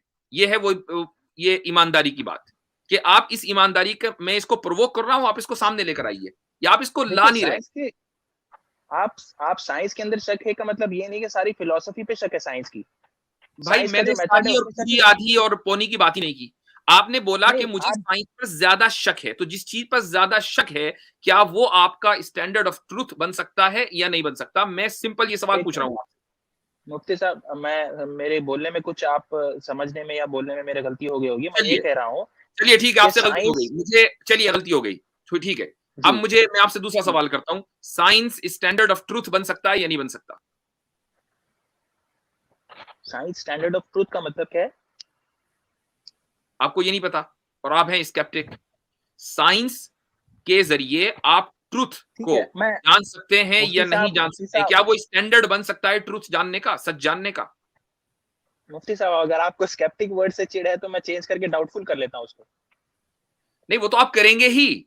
आइंदा मुझे मालूम है जी कि आप स्केप्टिक के साथ नहीं जाने वाले, जहां आप जाएंगे वहां आपकी धुलाई जी होनी है। मैं तो सिर्फ आपसे ये पूछ जी रहा जी हूं कि science standard of Mufti truth बन साहब, सकती है या नहीं बन सकती, मुझे ये बता दीजिए बस आप, तो बात आगे करेंगे ना। साइंस एस्टैब्लिश्ड फैक्ट बन सकती है? नहीं। स्टैब्लिश फैक्ट नहीं, स्टैंडर्ड फॉर ट्रूथ। किसी सच को जानने के लिए modern science standard of truth बन सकती है या नहीं बन सकती? किसी भी सच को जानने के लिए मेयार बन सकती है या नहीं बन सकती? बन सकती है। बन सकती है। पहले तो साइंस, एक मिनट, पहले साइंस को डिफाइन कर लेंगे क्या है। चलिए कीजिए डिफाइन। आप जिस साइंस को ये समझते हैं कि वो हक का मेयार है, उस साइंस को आप डिफाइन कीजिए। मैं नहीं करूंगा क्योंकि मैं तो मानता नहीं उसको। आप कीजिए, डिफाइन कीजिए। आप साइंस को नहीं मानते? मैं साइंस को मैं साइंस को मेयार हक नहीं मानता हूं, इसलिए मैं साइंस को डिफाइन नहीं करूंगा। आप मानते हैं तो आप डिफाइन करो। आप किसको मेयार हक मानते हैं फिर? मैं तो खुदा को मानता हूं, जो खुदा कहेगा वो हक है, जो नहीं कहेगा वो नहीं है, जो जिसको बातिल किस कह दिया वो बातिल है। बात मेरी तो बात किस हो ही नहीं बेसिस रही पर? ना, बात तो आपकी हो रही है किस बेसिस पर? भाई। वो बेस हम साइंस के जरिए मालूम करेंगे ना, चूंकि साइंस मेयार हक है आपके नजदीक, तो हम साइंस से मालूम करेंगे। लिहाजा आप मुझे ये बताइए, चूंकि आपके नजदीक साइंस मेयार हक है और आप ये कहते हैं कि नहीं पहले साइंस को डिफाइन करते हैं, तो लेट्स डिफाइन साइंस। बताइए क्या है science is reason and logic. Science? Reason और लॉजिक है। हाँ, मैं डिफाइन कर रहा हूँ ऐसा। अच्छा, तो यानी एम्पेरिसिज्म नहीं है साइंस में? एम्पेरिसिज्म का कोई किरदार नहीं है, या आप मान रहे हैं? साइंस में एम्पेरिसिज्म का किरदार तो है। तो फिर रीजन और लॉजिक का क्या मतलब हुआ? I am including empiricism in reason and logic. आप मॉडर्न साइंस को मानते हैं? जी मानता हूँ। मॉडर्न साइंस में तो रीजन लॉजिक का कोई चक्कर ही नहीं है, एम्पेरिसिज्म के ऊपर है पूरी मॉडर्न साइंस। क्यों, उसमें हम रीजन और लॉजिक यूज नहीं करते साइंस में? नहीं, आप एनालाइज करते हैं, लेकिन एम्पेरिसिज्म की बुनियाद पर आप सेंसिस के जरिए जो डेटा इकट्ठा होता है उसकी बुनियाद पर आप जो है रिफ्लेक्ट करते हैं, उसको एक्सपीरियंस करते हैं, लेकिन खाली रीजन और लॉजिक की बुनियाद पर तो कुछ नहीं होता साइंस में, मॉडर्न साइंस में। आप उसको सिर्फ एम्पेरिसिज्म कहिए, फिर साइंस क्यों कह रहे हैं? वही, वो तो आप, मैंने तो आपसे पूछा ना कि उसमें एम्पेरिसिज्म का कोई किरदार है, आपने कहा कि है। तो उसको एम्पेरिसिज्म पे रख ही रखते हैं जो आप कह रहे हैं एम्पेरिसिज्म क्या मॉडर्न चीज है? साइंस। आपको पता है एम्पेरिसिज्म क्या चीज है? एम्पेरिसिज्म में यानी जो सिर्फ ऑब्जर्वेशन से मालूम किया जाता है। तो सिर्फ ऑब्जर्वेशन से बात मालूम किया जा सके। अच्छा ठीक है, तो मॉडर्न साइंस जो है वो तो रैशनलिज्म को रिजेक्ट कर चुकी है जॉन लॉक और डेविड ह्यूम के बाद। आपको पता भी है कुछ? रैशनैलिटी को रिजेक्ट कर चुकी है। बिल्कुल, यानी वो ये कहते हैं कि knowledge comes from empirical data. तो एम्पेरिकल डेटा कहाँ जाएगा? All knowledge comes from empirical data. ये नहीं, आप ये गलत, ये है मॉडर्न मुफ्ती साहब साइंस आप ये गलत कह रहे हैं। का दावा। आप ये है मॉडर्न गलत साइंस कह रहे का हैं। दावा। मुफ्ती साहब आप गलत कह रहे हैं कि रैशनैलिटी को रिजेक्ट कर चुकी है। Modern science works with both empiricism and rationality, both are the tools. देखिए, जब हम डेटा इकट्ठा करते हैं सेंसिस के जरिए, तो जाहिर है कि हमारा ब्रेन उस डेटा को प्रोसेस करता है। अगर आप इसको लॉजिक और रीजनिंग कह रहे हैं तो गुड लक, ये रीजन और लॉजिक नहीं है। मैं बात ये कर रहा हूं कि मॉडर्न साइंस एम्पिरिसिज्म के ऊपर खड़ी है और आप बात कर रहे हैं लॉजिक और रीजनिंग की, जिसको हम रीजनिंग बोलते हैं, वो एम्पिरिसिज्म से हटकर है। Okay, let it be. I'm calling it science. I am calling science what is rationality plus empiricism. नहीं तो आपका फिर कोई ना कोई मेयार तो होना चाहिए ना कि I am calling it science. मैं ये नई डेफिनेशन लिख लूं आलम भाई, जरा दोबारा बताइएगा। ये क्या बात है? एनसाइक्लोपीडिया में ऐड करवानी है नई डेफिनेशन। ऐड करवाए भाई।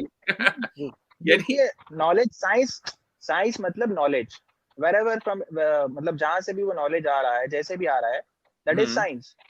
अच्छा, अगर से बात अगर अगर अगर अगर एम्पिरिसिज्म और रैशनलिज्म में टकराव हो जाए तो आप किसकी मानेंगे?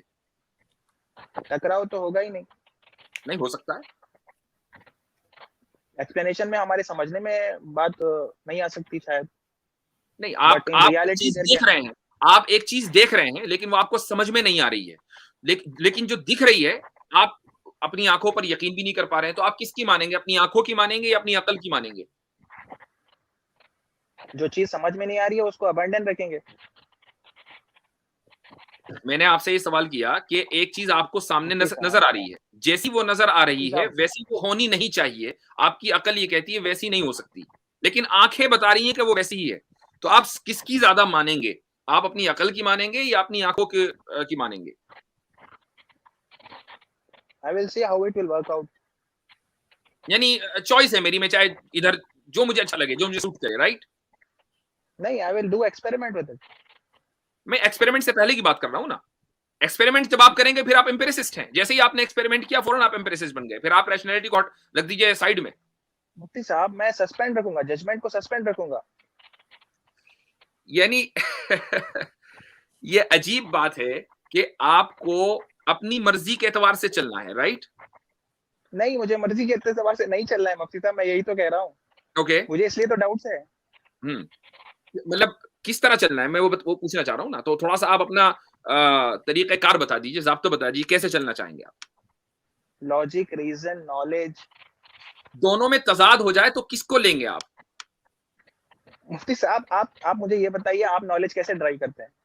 मैं तो जाहिल आदमी हूँ भाई, मुझे छोड़ दीजिए। आप चूंकि बहुत बड़े साइंटिस्ट आदमी हैं, इसलिए मैं स्केप्टिक हूँ। ट्रूली मैं आपके पास, सुनिए, मैं आपके स्केप्टिसिज्म पर स्केप्टिक हूँ, इसलिए मैं आपसे पूछ रहा हूँ।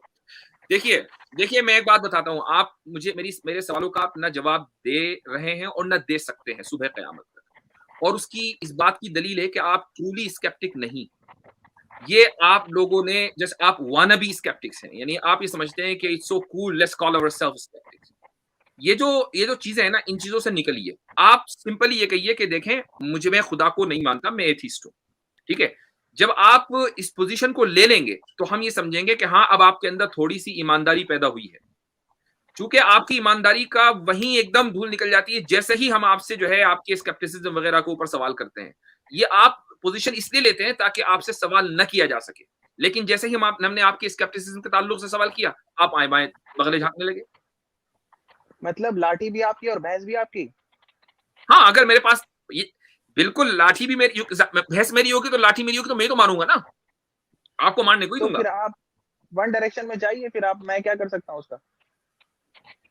अगर वो वन डायरेक्शन सीधा डायरेक्शन है तो मुझे वन डायरेक्शन में ही चलना है, मैं हर तरफ हाथ पैर नहीं मारूंगा। मुफ्ती साहब, मेरे जेन्युइन सवाल का आप जवाब नहीं दे रहे, मुझे लॉजिक में आप फंसा दिए हैं। मैंने आपको किसी चीज में नहीं फंसाया, मैंने सिर्फ आपको आईना दिखाया है, सिर्फ आईना दिखाया है कि आप जो आपकी बुनियादें हैं, आपके एतराजात या डाउट्स की, वो बुनियादें इतनी खोखली हैं कि आपको खुद नहीं पता, आप उन बुनियादों को डिफेंड नहीं कर पाएंगे। आपको खुद पता नहीं है वो बुनियादें कैसी। मैंने सिर्फ थोड़ी देर में आपको आईना दिखा दिया कि मुफ्ती साहब, आपने अभी ये गलती की है कि आप कह रहे हैं कि मेरे अंदर जो है एथिज्म का वो है, जो भी है। मैं तो कुरान पे अभी भी बिलीव करता हूँ, अल्लाह की किताब है। ओके, अगर ये बात है, मुझे डाउट्स है उसके अंदर, मैं ये कह रहा हूँ आपको। अगर आप बिलीव करते हैं तो फिर आप स्केप्टिक नहीं है। आप ये कहिए कि मैं स्केप्टिक नहीं हूं, मुझे कुरान में शक नहीं है, चूंकि मैं बिलीव करता हूं। फिर आप ये क्यों कहते हैं कि मुझे डाउट? मतलब आप 100%, कोई 90%, 80% नहीं होता? नहीं, आधा बिलीव तो बिलीव नहीं होता ना, आधा बिलीव तो गुमान होता है। तो एब्सोल्यूट बिलीफ भी कोई बिलीफ नहीं होता, किसी के पास एब्सोल्यूट बिलीफ भी नहीं होता। आपने अभी कहा कि मैं कुरान में बिलीव करता हूं, तो क्या आप फुल बिलीव करते हैं कि आधा बिलीव करते हैं? 80-90%। तो इसका मतलब ये है कि आपको जन, इसको हम अरबी में बोलते हैं जन्न गालिब, आपको स्ट्रॉन्गर असम्पशन है कि कुरान अल्लाह की किताब हो सकती है, राइट? स्ट्रॉन्गर असम्पशन है आपको। Every human being is like that. नहीं, every human if you are also being, मैं बिलीविंग, तो नहीं हूं ना, मैं आपको नहीं हूं, कैसर भाई नहीं देखिए, है, आमिर हक भाई नहीं है, और हमारे तो ऑडियंस आप में बहुत बताइए, सी ऐसी नहीं है। हम लोगों को एब्सोल्यूट बिलीव है कि ये कुरान अल्लाह की किताब है। आपको 80-90% है, तो आपको स्ट्रॉन्गर असम्पशन है, आपको, आपने बिलीव का लफ्ज गलत बोला। क्या ये मतलब मुफ्ती साहब, क्या ये एरोगेंस नहीं है? सॉरी, वाह ये वाह, 100% अगर कोई ये यानी कहे मुझे कि मुझे 100% यकीन 100% हो कि मैं अपने बाप का बेटा हूं, तो ये एरोगेंस होगा। बहुत अच्छे। अच्छा, एरोगेंस ये कह रहे थे, वाह, यानी क्या कहने ये भाई। मैं ये सदके ये जाऊं कैसी इस मिसाल है? पैट्रियटिज्म की। ये कैसी मिसाल है अमीर भाई? ये हम्बलनेस की इंतहाई आला दर्जा है कि एक आदमी को ये यकीन हो कि मैं खुदा का गुलाम हूं। 100%। एरोगेंस ये है खुदा कि का आपको गुलाम। ये शक है, एरोगेंस ये है कि आपको ये शक है कि आप खुदा के बंदे हैं भी या नहीं। 80% मुझे लग रहा है कि बंदा हूं, लेकिन 10% है कि मैं खुदा का बंदा नहीं हूं। तो एरोगेंस ये मैं है, खुदा, या एरोगेंस ये है कि मुझे 100% यकीन है कि मैं खुदा का बंदा हूं। मुफ्ती साहब आप दूसरी तरफ चले गए, मैं खुदा की बात ही नहीं कर रहा हूँ। अभी आपने कहा ना मैं कुरान पर यकीन करता हूं, जो कुरान पर 100% यकीन करेगा वो खुदा का बंदा है। मैं खुदा पे यकीन करता हूँ, और कुरान को खुदा की किताब होने पे 80-90% मेरा मतलब यही रुझान है कि ये खुदा की किताब है। लेकिन मेरे अंदर कुछ डाउट्स आ रहे हैं नॉलेज के वजह से, कुछ जो भी इसके अंदर। तो देखिए भाई आलिम भाई, मैं एक चीज आपको सिंसियर मशवरा दूंगा, सिंसियर मशवरा, क्योंकि अब जी आप खुले हैं। तो एक तो जी ये कि स्केप्टिकिज्म का जो आप ये जो चोला पहना हुआ है, इससे आप निकलिए।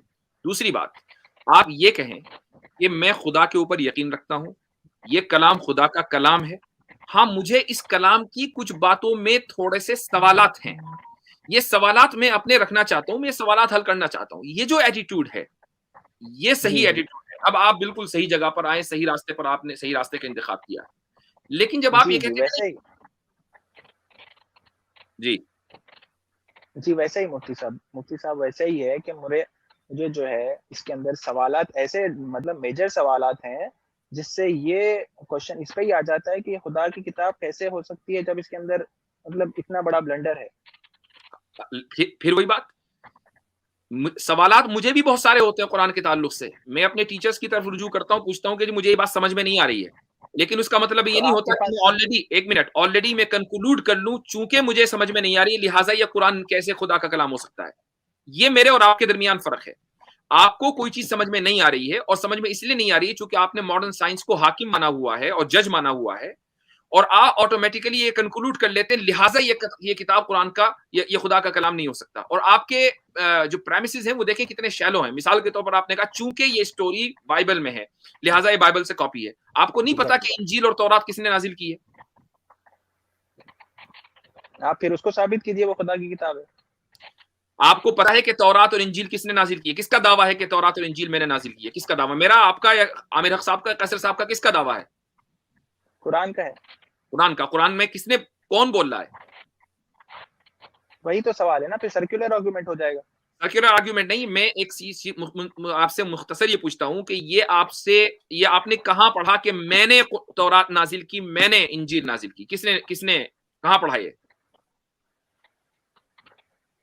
कुरान में अल्लाह ताला कह रहा कुरान है में पढ़ा ना? कि अच्छा ठीक है, कुरान किसने नाजिल किया? ये अल्लाह ताला ने नाजिल किया। अल्लाह ताला ने नाजिल किया। तो 4 किताबें अल्लाह ताला ने भेजी। तो अगर इन 4 जी किताबों के अंदर सिमिलर इंफॉर्मेशन है तो आप इसको कॉपी पेस्ट बोलेंगे? या कॉपी पेस्ट उस वक्त होगा कि चारों का ऑथर अलग अलग है और हर एक आदमी एक दूसरे की कॉपी पेस्ट कर रहा है, इसको कॉपी पेस्ट बोलेंगे? मान लीजिए मैं ऑलरेडी 3 किताबों का मुसन्निफ हूं, मैं अभी 3 किताबों का मुसन्निफ हूं। मैं अगर अपनी एक मालूमात एक किताब की जो मैंने पहली किताब में है वो उसको दूसरी किताब में भी लिखूं, तो क्या आप कॉपी पेस्ट का इल्जाम लगाएंगे मेरे ऊपर? नहीं लगाएंगे। अच्छा एक मिनट, उसूल अगर गलत है अगर ना, ये कंसिडर करें उसूल कि गलत। ये तीनों का ऑथर डिफरेंट है, तो जो प्रेजेंट तौरा और प्रेजेंट इंजील है, ऑब्वियसली वो तो डिस्टोर्टेड है, उसके बारे में तो बात ही नहीं हो रही है।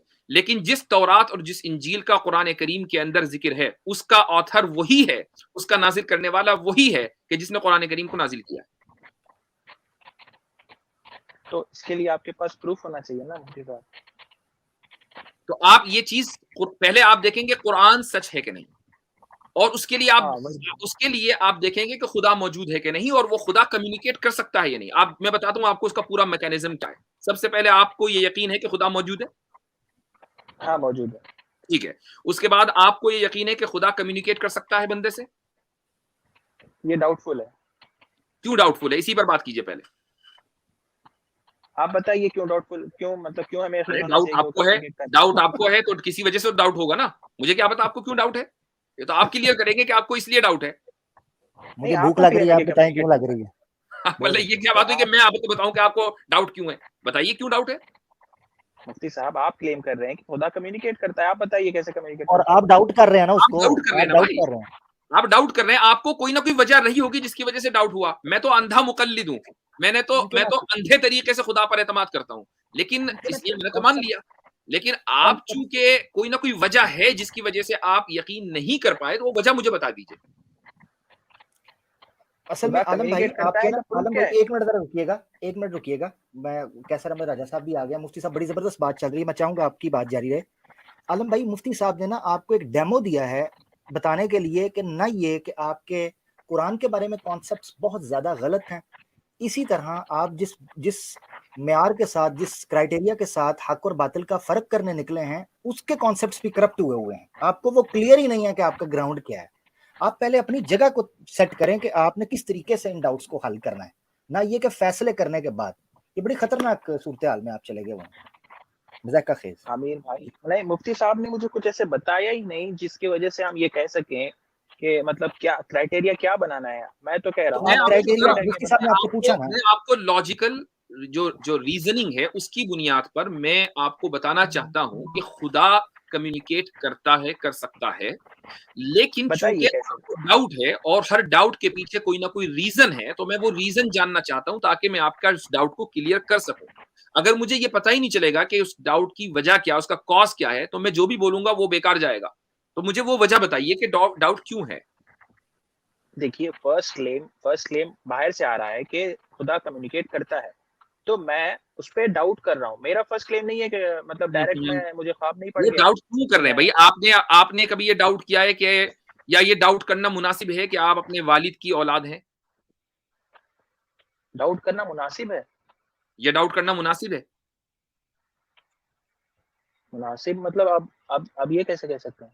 नहीं कह सकते ना। आपको बुरा लगा कि यार ये क्या बात हुई? देखिए आप इमोशनल, हाँ, डाउट की कोई वजह होगी। आर्गुमेंट, ये इमोशनल आर्गुमेंट को रैशनल आर्गुमेंट के साथ मिक्सअप मत कीजिए। ये मैंने मिसाल दी है, आर्गुमेंट नहीं है भाई मेरा वो, ये मैंने सिर्फ फॉर एग्जांपल मैं कह दूंगा कि मुझे 99% तो यकीन है कि मैं वालिद साहब का बेटा हूँ, लेकिन 1% डाउट हो सकता है, तो आप मुझे मजाक बना देंगे कि इनको अपने बाप के होने पर भी शक है। मैं एक रैशनल लॉजिकल आर्गुमेंट डाउट हो सकता है। आप पॉसिबिलिटी की बात ना करें, पॉसिबिलिटी तो दुनिया के हर आदमी के साथ है। आप ये कहिए मुझे 1% डाउट है तो बात होगी, पॉसिबिलिटी की बात नहीं करें आप। तो इमोशनल आर्गुमेंट को आप, लॉजिकल आर्गुमेंट को आप इसको, मतलब मेरा लॉजिकल आर्गुमेंट को मैंने आर्गुमेंट को मिक्सअप नहीं किया, मैंने आपको सिंपली एक मिसाल दी है। देखिए, आप यानी आप ये चाहते हैं कि हम आपको दलील भी दें, और आप ये भी चाहते हैं कि आपको जो डाउट की वजह है वो भी बयान ना करें ताकि मैं उसको एड्रेस करूं। मैं उसको एड्रेस कैसे करूंगा? आप मैं समझ लीजिए मैं डॉक्टर हूं और आप मुझे दिखाने के लिए आए हैं कि आपको कोई बीमारी है, और आप कहें डॉक्टर साहब मुझे बीमारी है, और मैं पूछूं भाई क्या बीमारी है बस बीमारी, भाई कुछ बीमारी है उसके हिसाब से दवा दूंगा ना। आप बताएंगे मुझे नज़ला है, खांसी है, दर्द हो रहा है, सर में दर्द है, पैर में दर्द है, तो मैं आपको फिर डायग्नोस करने की कोशिश करूंगा। लेकिन आप आके बुद्ध बन के मेरे पास बैठ जाएं और कहें मुझे डायग्नोस करो, मैं कैसे करूंगा? ये मुमकिन ही नहीं है। तो आप मुझे ये बताइए कि खुदा कम्युनिकेट कर सकता है या नहीं कर सकता, इसमें आपको चूंकि डाउट है, ये डाउट की वजह क्या है? क्या खुदा में कुदरत नहीं है करने की? बताता हूँ मैं डाउट क्यों। मैं कुरान पढ़ा, मैं समझता था कि कुरान खुदा की किताब है, और समझ रहा हूँ कि कुरान खुदा की किताब है, ठीक है। और इसके अंदर अब तक यही लग रहा था कि चलो ये अल्लाह की किताब है और इनसे पढ़ रहे हैं, लेकिन कुछ ऐसी चीजें सामने आई जिसकी वजह से डाउट हो गया कि ये खुदा की किताब नहीं हो सकती। तो इसलिए ये डाउट हो गया कि खुदा कम्युनिकेट नहीं भी कर सकता होगा। आपने अब गेयर बदल लिया है। खुदा कम्युनिकेट तो कर सकता है, खुदा तो कम्युनिकेट तो कर सकता है आपके नजदीक, लेकिन कुरान खुदा की किताब है, ये इस पे डाउट है आपको, राइट? जी वही तो कह रहा हूँ मैं जब से। तो खुदा कम्युनिकेट कर सकता है, इस पर आगे आप अगर उसको हर चीज की कुदरत है तो वो कर सकता है। अभी तो आपने अभी ठीक है, ओए होए होए होए। मैं आपको फंसाना नहीं चाहता हूं, मैं बार बार कह रहा हूं। अभी थोड़ी देर पहले आपका स्टेटमेंट ये था कि मुझे इस बारे में डाउट है कि खुदा कम्युनिकेट कर सकता है या नहीं कर सकता। तो अब वो डाउट क्लियर हो गया, आप ये मान रहे हैं कि खुदा कम्युनिकेट कर सकता है, right? Okay okay, he is capable of doing everything. ठीक है, खुदा कम्युनिकेट कर सकता है, खुदा ने कम्युनिकेट किया है। नेक्स्ट नेक्स्ट यही प्रेमिस, डाउट, ये डाउट है। खुदा ने कम्युनिकेट किया है, इस पर डाउट है आपको। जी। ठीक है, वो डाउट क्यों है, अब उसकी वजह बताइए। वो डाउट क्यों है? हम्म, कोई प्रूफ होना चाहिए ना, कम्युनिकेट किया है करके। वो प्रूफ जिन चीजों पर भी आप यकीन रखते हैं, क्या हर एक का अब ऐसा प्रूफ तो नहीं है कि कुरान, ऐसा तो नहीं है कि कुरान मेरे सीने पर नाजिल हुआ है। हाँ, तो आपको ये प्रूफ चाहिए कि कुरान आपके सीने पर नाजिल हो, इस जैसा कोई प्रूफ चाहिए। नहीं, मैं ये कह रहा हूँ कि मैं कैसे कह सकता हूँ कि किसी पे कुरान नाजिल हुआ है और मैं तो उनको देखा भी नहीं हूँ और ना उनको मिला हूँ और बिल्कुल सही। अब उनकी आप ये किताब। अब आप सही रास्ते पे जा रहे हैं। इसका मतलब ये हुआ कि आप इंपेरिसिस्ट हैं। देखिए, थोड़ी देर पहले आप इनकार कर चुके हैं इंपेरिसिस्ट होने का। अब आप कह रहे हैं कि मैं चूंकि मिला नहीं हूं, मैंने चूंकि देखा नहीं है, that means you are an empiricist. ठीक है, मैं नॉलेज पे चल रहा हूँ। अच्छा, अब गियर बदल दिया, नॉलेज पे चल रहे हैं। चलिए नॉलेज पे चलते हैं। नॉलेज को मुफ्ती हासिल साहब, आप करने का जरिया आपके मेरी बात नजदीक आप क्या है? नॉलेज हासिल करने का जरिया आपके नजदीक क्या है? Observation and thinking. Observation and thinking. What about testimony? Testimony might be wrong. तो वो तो थिंकिंग भी रॉन्ग हो सकती है, ऑब्जर्वेशन भी रॉन्ग हो सकता है, हर चीज रॉन्ग हो सकती है। ये क्या बात हुई? तो फिर ऑब्जर्वेशन हमेशा सही होगा। यू आर आल्सो आपको स्केप्टिक। दूर एक चीज नजर आ रही है और वो ऐसा लग रहा है कि वो हरन है, लेकिन करीब आया तो देखा कि हरन नहीं, वो तो शेर था। तो ऑब्जर्वेशन आपका गलत निकला। ठीक है। थिंकिंग हर इंसान की दिन रात गलत होती है, तो टेस्टिमनी भी गलत हो सकती है। ये कोई बात नहीं है। टेस्टिमनी जरिया इल्म है, एपिस्टेमोलॉजिकली, यानी इसके जरिए हम नॉलेज गेन कर मुफ्ती सकते हैं या साहब नहीं कर एक मिनट, एक मिनट मुफ्ती साहब, आप कह रहे हैं थिंकिंग भी गलत हो सकती है और ऑब्जर्वेशन भी गलत हो सकती है, तो how we should know something? Right. मैं वही कह रहा हूं कि how we should know something. अब यहां से आप चूंकि देखेंगे कि जो क्रेडिबल सोर्सेज ऑफ नॉलेज हैं, वो दरअसल उसके जरिए हम इल्म हासिल करेंगे।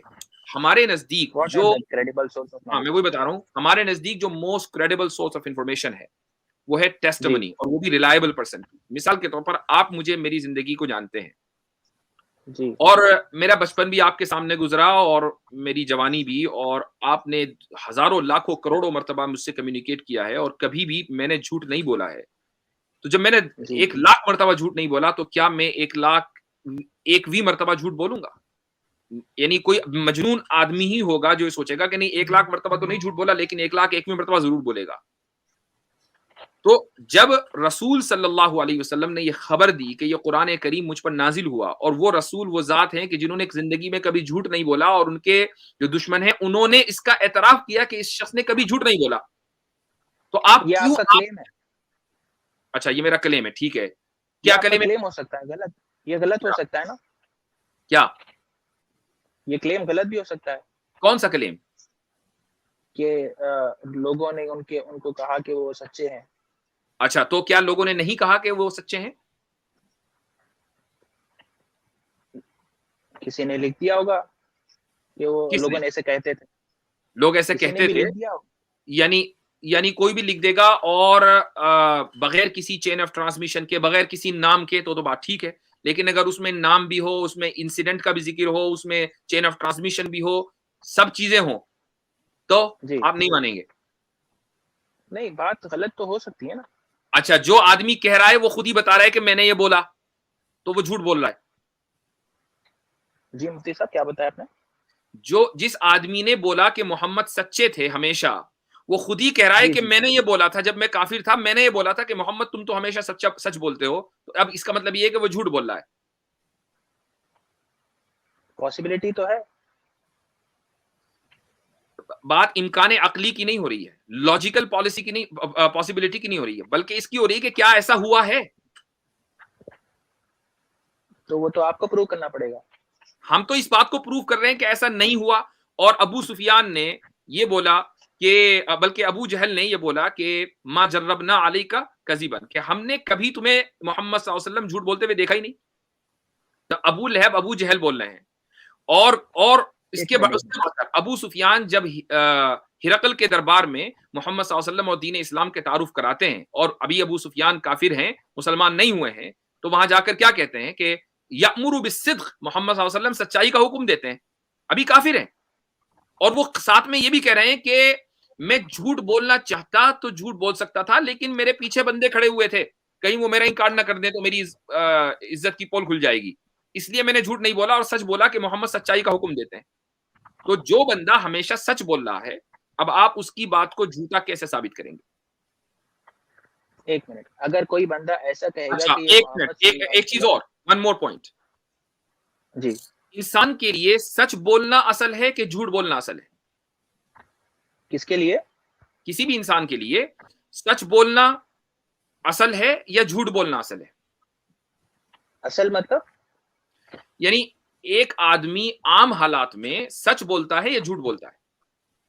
सच बोलता है। सच बोलता है ना, ठीक है। जी। अब जो आदमी ये कह रहा है कि नहीं ये झूठ बोल रहा है, तो जो आदमी झूठे होने का दावा कर रहा है दलील उसके जिम्मे है, या जो सच बोलने का दावा कर रहा है दलील उसके जिम्मे है? जो स्टेटस को मेंटेन करके चल रहा है दलील उसके जिम्मे है, या जो स्टेटस को के खिलाफ जा रहा है दलील उसके जिम्मे है? स्टेटस को के खिलाफ जा रहा है उसके जिम्मे दलील है। ठीक है, आप रसूलुल्लाह सल्लल्लाहु अलैहि वसल्लम के बारे में ये कह रहे हैं कि वो झूठ बोल सकते थे, स्टेटस को के खिलाफ आप जा रहे हैं, therefore you have to prove कि आप सल्लल्लाहु अलैहि वसल्लम ने झूठ बोला। ठीक है, अगर हमको हिस्ट्री में कोई किताब में, जैसा आप अबू जहल और अबू सुफियान के बारे में एक बात लाए हैं कि उन्होंने गवाही दी कि वो सच बोलते थे, तो ऐसे ही अगर मैं किसी एक की गवाही लाऊं कि हुजूर सल्लल्लाहु अलैहि वसल्लम ने इस वक्त पे झूठ कहा था या झूठ कह बोले थे, तो फिर वो आर्गुमेंट खत्म हो जाएगा।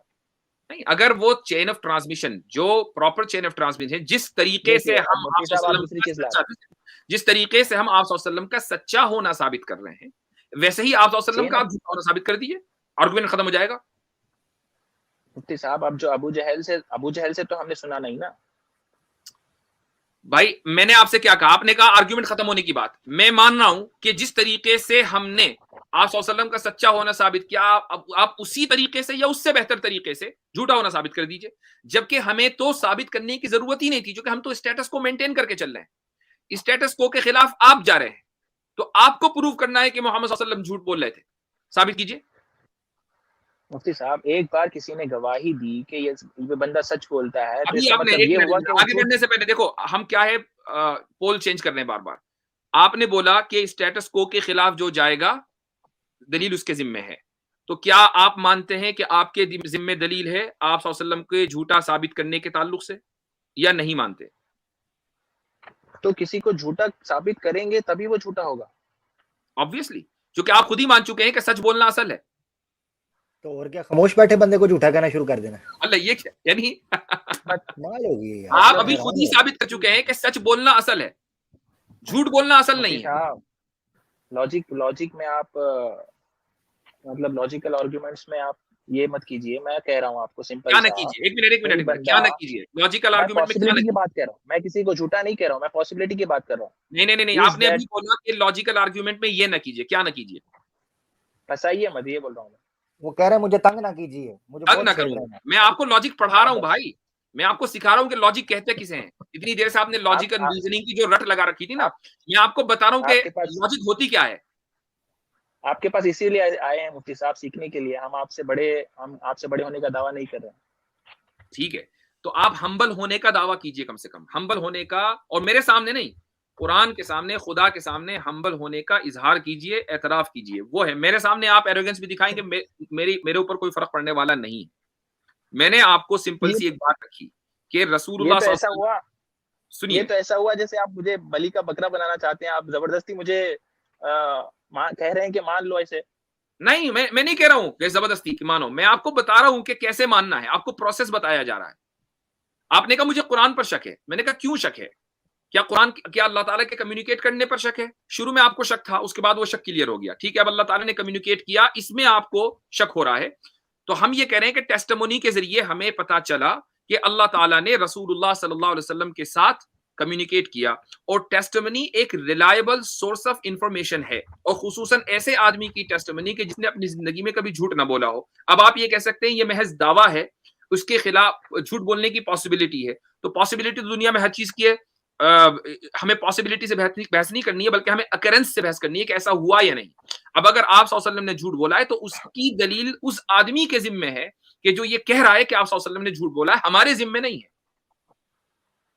कुरान में अगर कोई गलत बात, यहाँ तक आप समझ गए? कुरान नहीं समझे? मैं आपको वही समझा रहा हूँ। कुरान में अगर कोई गलत बात मिल जाएगी जो एस्टैब्लिश फैक्ट से कॉन्ट्रडिक्ट करेगी, तो मोहम्मद सल्लल्लाहु अलैहि वसल्लम का झूठा होना साबित हो जाएगा। नहीं, ये दोनों बातों में गलत है। झूठ बोलने का मतलब ये है कि एक आदमी को सच्ची बात मालूम थी, उसने सच्चाई को छुपाकर झूठ बोला, यह है झूठ बोलना। और एक ये है कि उस आदमी ने कोई गलती की। आप बात कर रहे हैं गलती की, मैं बात कर रहा हूं झूठ की। आप ये कह रहे हैं कि कुरान में गलतियां हैं, मैं ये कह रहा हूं कि आप सल्लल्लाहु अलैहि वसल्लम ने झूठ नहीं बोला। दोनों में जमीन आसमान का फर्क है। आप ये कहिए कि नहीं, मोहम्मद सल्लल्लाहु अलैहि वसल्लम ने झूठ नहीं बोला, क्योंकि मेरे पास आप सल्लल्लाहु अलैहि वसल्लम के झूठा होने का कोई सबूत नहीं है। आप इसको मान लें या नहीं मानते? मुफ्ती साहब, किसी के झूठा होने का सबूत ना होना इसका मतलब ये नहीं है कि there is no possibility that he may tell lie. भाई मैं पॉसिबिलिटी की बात नहीं कर रहा हूं। पॉसिबिलिटी तो मैं किसी भी चीज पॉसिबिलिटी की बात कर रहा हूं आपसे। मैं अकेरेंस की बात कर रहा हूं। जो चीज जो मैं वाकये की बात कर रहा हूं कि ऐसा हुआ है या नहीं। पॉसिबिलिटी की बात हो ही नहीं रही है। मैं ये नहीं कह रहा हूं कि आप सल्लल्लाहु अलैहि वसल्लम को झूठ बोलने पर कुदरत नहीं थी, ये किसी ने दावा नहीं किया। मैं ये कह रहा हूं कि आप सल्लल्लाहु अलैहि वसल्लम ने झूठ नहीं बोला। तो आप प्रूव कीजिए। प्रूफ आपको करना है कि झूठ बोला। क्लेम तो आप कर रहे हैं। हाँ, मैं तो वो क्लेम कर रहा हूं जो स्टेटस को है। स्टेटस को के बारे में को जो मेंटेन करता है उसके ऊपर कोई दलील नहीं होती। दलील आपके जिम्मे है। मुफ्ती साहब, इसीलिए मैं कह रहा हूँ आप सिंपल से मतलब सर्कुलर आर्गुमेंट में, लॉजिक में फंसा रहे हैं। आप कोई नहीं फंसा रहे सर, एकदम वो ABCD की तरह क्लियर है। ABCD की तरह क्लियर। आप वो देखिए, मैं इसलिए कहता हूं कि आप एक तरफ ये कहते हैं कि नहीं जी आप इल्म में बड़े हैं, नहीं जी मैं तो सिर्फ कुछ सवालात लेकर आया हूं, लेकिन जब मैं आपको सवालात का जवाब देने की कोशिश करता हूं तो आप समझने की कोशिश नहीं करते। मेरे से सिंपल से सवाल है, आप उसको लॉजिक में घुमा रहे हैं और आप बोल रहे हैं कि क्योंकि आपने खुद ही कहा कि मैं लॉजिक और साइंस में बिलीव करता हूं, तो मैं तो लॉजिक की बात कर रहा हूं ना भाई।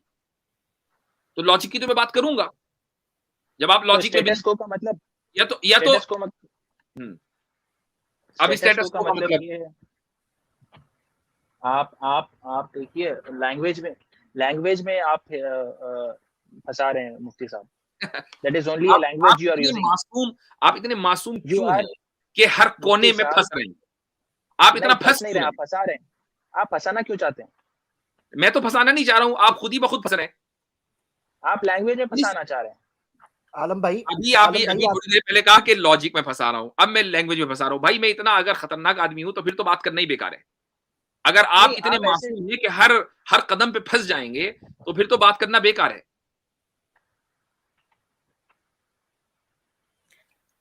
ठीक है, मैं समझता हूं कि सर भाई अगर आप if you want to continue from here go ahead please.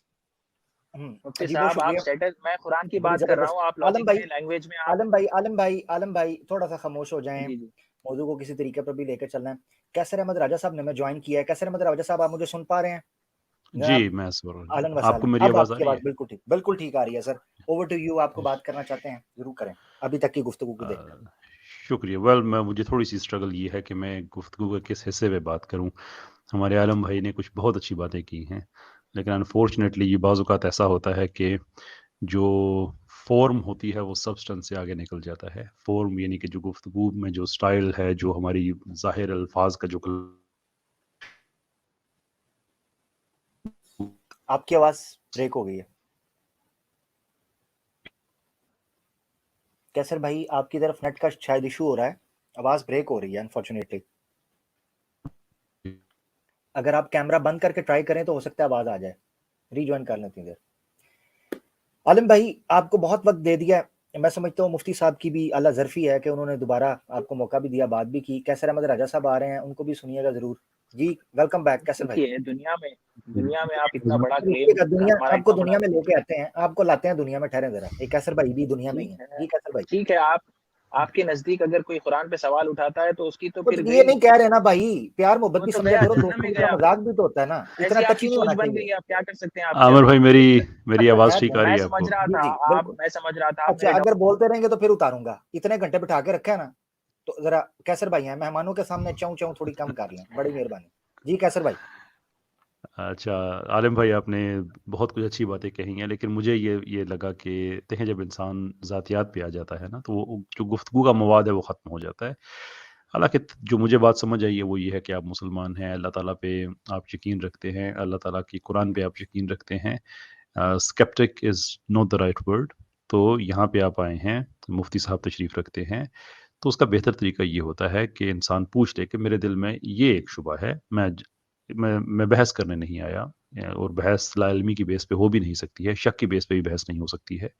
तो वो मेरे ख़्याल में ज़्यादा बेहतर तरीका है, क्योंकि फिर वो यही होता है, देखें आप आपकी वजह से कितने और बहन-भाई हैं जिनके ये कोई मसला हल हो सकता था, कि मुमकिन है वही सवाल उनका हो जो आपके ज़हन में हो या इससे मिलता-जुलता हो। तो बहुत आपने कुछ अच्छी बातें कही हैं, लेकिन मेरा ख़्याल है कि शक की बुनियाद पे, डाउट की बुनियाद पे आलिम दीन से बहस नहीं करनी चाहिए, सीखना चाहिए। सब सबसे सीखते हैं। तो अब मैंने भी अब जाना है, सहरी का वक़्त अब थोड़ा ही वक़्त रह गया है अभी, ख़ासकर मेरे जैसे बंदे के लिए जिसने खुद बनानी होती है। तो मैं जल्दी-जल्दी मैं चाहता हूँ कि 1-2 सेकंड में आपके वक़्त की कदर करते हुए कि आप ये कह रहे हैं कि आपको कुरान में शक है लार्जली इसके अल्लाह की किताब होने पे, या आप ये कह रहे हैं कि कुछ आयात ऐसी हैं जिनके बारे में आप शुबा रखते हैं? जी कैसर भाई, मैं ये कह रहा हूँ कि कुरान जो टोटल कुरान है, अगर ये खुदा की किताब है, तो इसके अंदर एक भी बात ऐसी नहीं होनी चाहिए जो कॉन्ट्रडिक्टरी हो। यानी अब कुरान में खुद है ना कि अगर इसके अंदर सही ये बात खुदा की तरफ से नहीं होती तो आप इसके अंदर इख्तिलाफ कसीरा पाते। तो है। बिल्कुल ठीक बात है। हम सही बात है। तो अब इसके अंदर ऐसी बातें हैं, जैसे मैं आमिर भाई से डिस्कस कर रहा था कि जो सात आसमान और ज़मीन का कॉन्सेप्ट है, ये तो उस वक्त का, उस दौर का जो व्यू था, उसी के मुताबिक है, मैं ये कह रहा हूँ। तो उससे लार्जर पिक्चर तो उसके अंदर है नहीं कुरान के अंदर, तो हम ये हुँ, कैसा एक्स्ट्रॉर्डनरी क्लेम कर सकते हैं कि, और हमारे पास ये आपने भी प्रूव करने से अभी तक कासिर हैं कि कोई जी। ऐसी चीज नहीं बताए हैं कि खुदा का होने पे ऐसा इसको हम कह सकते हैं। ये ऐसा नहीं कह सकते हैं कि खुदा है, ये आप कह रहे हैं? नहीं, ये किताब खुदा की तरफ से है। ओके, तो उसका तो देखिए बड़ी अब आसान हल है। अल्लाह ताला ने कुरान को फ़ॉल्सिफ़ाई करने का क्राइटेरियन कुरान में ही दे दिया है कि आप इस जैसी सूरत ले आएँ, बात ख़त्म हो जाएगी। इससे तो ईमानदारी की कोई बात हो ही नहीं सकती ना, कि 1400 साल पहले अल्लाह ताला ने एक चैलेंज दिया है जो आज भी स्टैंड करता है कि अगर आप ये समझते हैं कि ये किताबुल्लाह नहीं है, आप एक सूरत ले आएँ, एंड ऑफ स्टोरी। तो अब उसको जज कौन करेगा कि ये सूरत इस जैसी है या नहीं है? ये अगर बात आप लोगों को समझ आ जाए ना, वो जो एक सच वाला साहब भी है, उसको भी अगर समझ आ जाए तो कोई ऐसी ज़रूरत ही ना करे। ये आपने बहुत ही एक्सीलेंट क्वेश्चन किया है कि कैसे पता चलेगा कि ये सूरत कुरान जैसी है या नहीं है? इसका जवाब भी कुरान में ही मौजूद है। कुरान के अंदर सिमेट्री है मैथमेटिकल, कुरान के अंदर सिमेट्री है एल्गोरिदमिक और रिदमिक। जब अल्लाह ताला कहता है जैसी सूरत ले आओ, तो इसका मतलब ये है कि उस सूरत को कुरान की किसी सूरत से अगर हम अलहदा करते हैं, या उसके कुरान की कोई सूरत निकाल के आपकी बनाई हुई सूरत को फिट करते हैं, तो फिर हम देखते हैं कि क्या कुरान का मैथ्स तो उससे गलत नहीं हुआ। मिसाल के तौर पे कुरान में जितनी दफ़ा मौत का ज़िक्र है उतनी दफ़ा ज़िंदगी का ज़िक्र है। कुरान में जैसे हयात का, अपना मर्द का ज़िक्र है, औरत का ज़िक्र है। ईसा अलैहिस्सलाम को कहा कि आदम अलैहिस्सलाम जैसे नबी हैं, जितनी दफ़ा आदम का ज़िक्र है उतनी दफ़ा ईसा का ज़िक्र है। जिस सूरत में जितनी दफ़ा आदम का ज़िक्र है, उसी सूरत में उतनी दफ़ा आदम, यानी इस कदर प्रिसिजन। ये सिर्फ मैं आपको मैथमेटिकल बात बता रहा हूँ अभी, और बाकी इसकी जो रिदमिक गहराइयाँ हैं मैं उसमें मैं नहीं जा रहा। सिर्फ एक छोटी-सी बात कह रहा हूँ।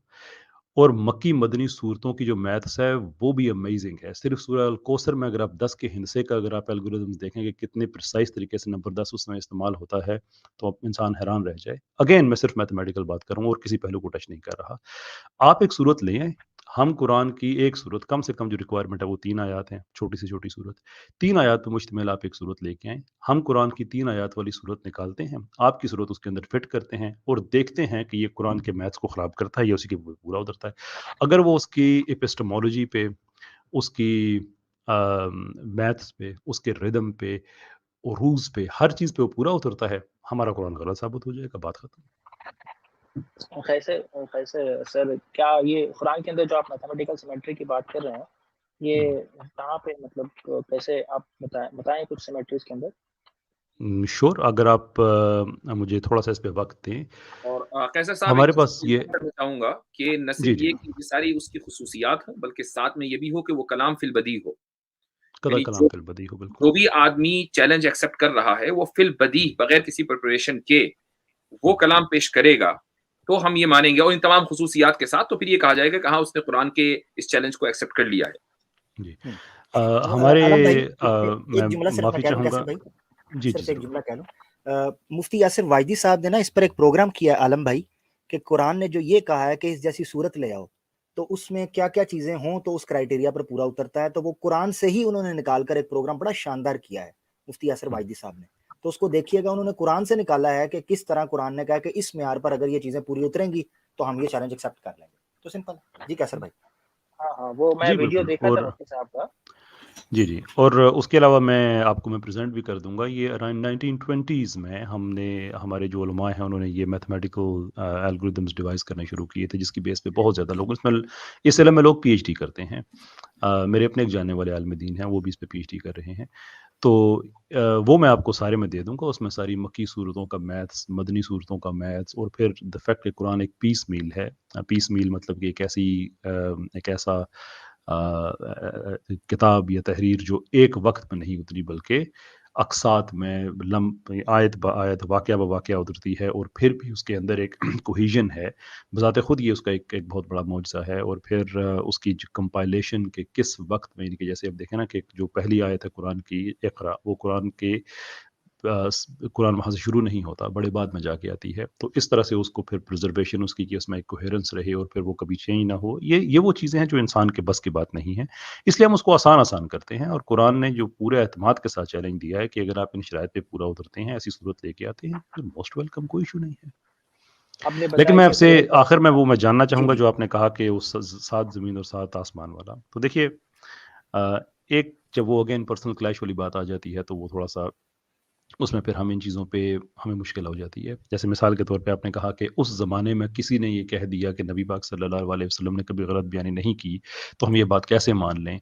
लेकिन उस ज़माने की अगर किसी ने, या इस ज़माने में किसी ने उस ज़माने के हवाले से कहा कि उस ज़माने का जो नॉलेज था वो ये था कि 7 ज़मीनें और 7 आसमान हैं, तो अगर आपके ही मेयार को हम अप्लाई करें तो उसको भी मानने की वजह नहीं है। ये पहली बात है।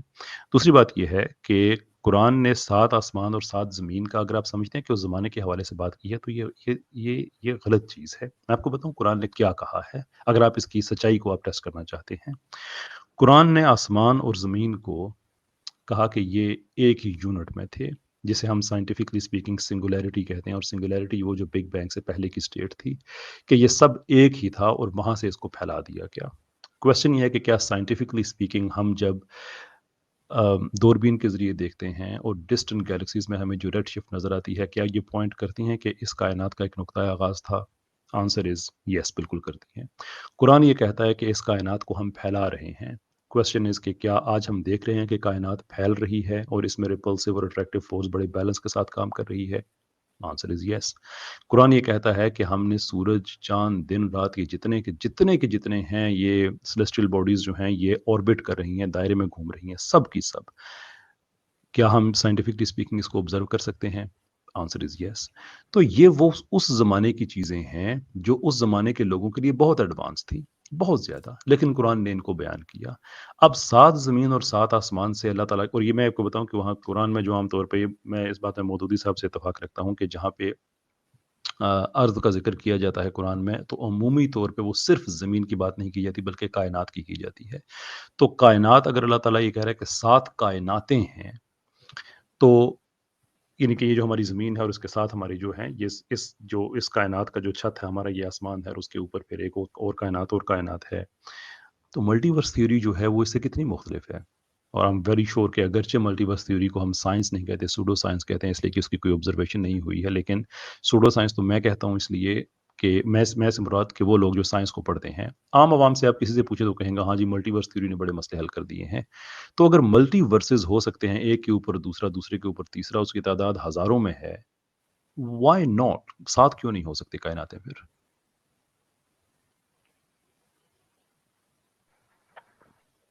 जी कुरान के अंदर हम अगर उसको टोटलिटी में उसके पढ़ेंगे, जो भी 7 आसमान और 7 ज़मीनों का डिस्क्रिप्शन या फिर उसकी पूरी आयतों को मिला के देखेंगे, तो वो तो सिर्फ उतना ही लगता है जितना सोलर सिस्टम का डिस्क्रिप्शन लगता है। किसको लगता है? जो उस वक्त लोग देख रहे हैं, जो कुरान के अंदर डिस्क्रिप्शन है, उतना जी। ही लगता है। हुँ। अब जैसे कुरान में है जी, जी। जो अच्छा जल्दी कीजिएगा, मेरे पास इस सिर्फ अब 1-2 मिनट रह गए हैं। जी, जी। वही बस अब इसके ऊपर तो बड़ा डिस्कशन चाहिए। अब ले मुझे ये अच्छा सवाल उसको इतना उसको पूछना आसान है, करते हैं ना? जनरल अच्छा जनरल जी, सवाल ये जी। पूछना है कि क्या हमको कुरान के अंदर डाउट नहीं करना चाहिए? अब मुझे आप लोगों से बात करके ऐसा लग रहा है, मुफ्ती साहब से भी, जैसे क्वेश्चन ही नहीं करना चाहिए। नहीं, मुफ्ती साहब की नहीं, एक बात गलत को मैं बड़ा गलत, आप मेरी स्पेसिफिकली बात को कहूँगा। डिस्टर्ब ना करें। कैसर भाई 1 मिनट। जी, कुरान जी। करीम जगह-जगह कहता है, अफ़ला यतदब्बरून अल-कुरआन अम अला क़ुलूबिन अक़फ़ालुहा, कि कुरान में गौर व फ़िक्र नहीं करते या दिल पे ताले पड़े हुए हैं। हुँ, अफ़ला ताक़िलून अफ़ला याक़िलून, आप तदब्बुर करें कुरान में, और कुरान करीम के ताल्लुक से कोई सवाल अगर आपको आता है तो सवाल ज़रूर कीजिए। लेकिन प्रॉब्लम वहाँ होती है कि जब आपके उस सवाल को सॉल्व किया जाता है, तो हुँ। आप उस सॉल्यूशन को कबूल ना करके एक लेम एक्सक्यूज़ देते हैं। यहाँ प्रॉब्लम होती है। ये जो लेम एक्सक्यूज़ है, ये देना बंद करें। आपको अगर डाउट्स हैं, लेम हाँ, लेम आलम एक्सक्यूज़ भाई, मतलब मैं मुफ्ती साहब ने आपने एक बात क्वेश्चन बताता हूँ, मेरी बात सुने। मुफ्ती साहब ने भी बात की, मैंने क्वेश्चन कैसर ही भाई नहीं ने भी किया। उसकी तकरीब मुफ्ती कर दी। साहब ने मुझे क्वेश्चन ही करने नहीं दिया, अच्छा जो मैं मैं आपको क्वेश्चन बताता करना हूँ ना, चाहता था। मेरी तो सुन लेना, मेरी सुन ले, मैं आपको बताता हूँ। ये जो आपने गलतफ़हमी, गलत तासुर आपको मिला है, ये लाइव चूँकि पब्लिक भी देख रही है, कैसर भाई ने भी उस पे सर हिला के आपको कहा है कि बिल्कुल ऐसा नहीं है। मुफ्ती यासिर वाहिदी साहब ने भी माइक ओपन करके कहा कि नहीं है, बिल्कुल उसने नफ़ी की। आप इससे अंदाज़ा नहीं कर रहे कि मैंने बैक स्टेज के ऊपर जो है ना वो 6 लोगों को रखा हुआ है। मैं लिंक दे रहा हूँ, कोई बंदा आए, मैं उसको ले नहीं रहा। 2 घंटे आपको सिर्फ़ और सिर्फ़ पूरे के पूरे इस्लाम के, कुरान के मुकदमे के ऊपर आपको इतराज़ करने का मौका दिया जा रहा है, और आपको अभी भी ये तासुर मिल रहा है। अभी भी ये तासुर मिल रहा है कि हम आपको मौका नहीं दे रहे सवालिया, आप इतराज़ करने से रोक रहे हैं। 2 घंटे मेरे सर में दर्द शुरू हो गया भूख की वजह से। ठीक है? बहुत शुक्रिया। जी, जी, आपका बड़ा मशकूर हूँ। मैं बस आपसे मतलब मुफ्ती साहब के मैं बहुत से पहले वीडियोज़ देख चुका हूँ, उनको मैं बड़ा नॉलेजेबल पाता हूँ, ऐसा मैं इसीलिए तो आपके पास आया था। मैं समझ रहा था मुफ्ती साहब के पास मुझे रसाई तो उतनी आसानी से नहीं मिल जाएगी, इसलिए मैं आपके पास आता था, आमिर भाई के पास। आपके ज़रिए से शायद मुफ्ती साहब मुझे कुछ मुलाकात करें, मतलब बात हो जाए। बस अब मुफ्ती आपकी साहब मुलाकात हो अल्लाह का गई है, करम है, आपकी शायद अल्लाह मुलाकात का हो ही गई है। करम हुआ कैसर देखिए अल्लाह भाई का ही मेरी ने करम हुआ कि मेरी यार हमें सुनिए। शिकायत आलिम ये भाई है कि मेरी आपने गलत रास्ता किया।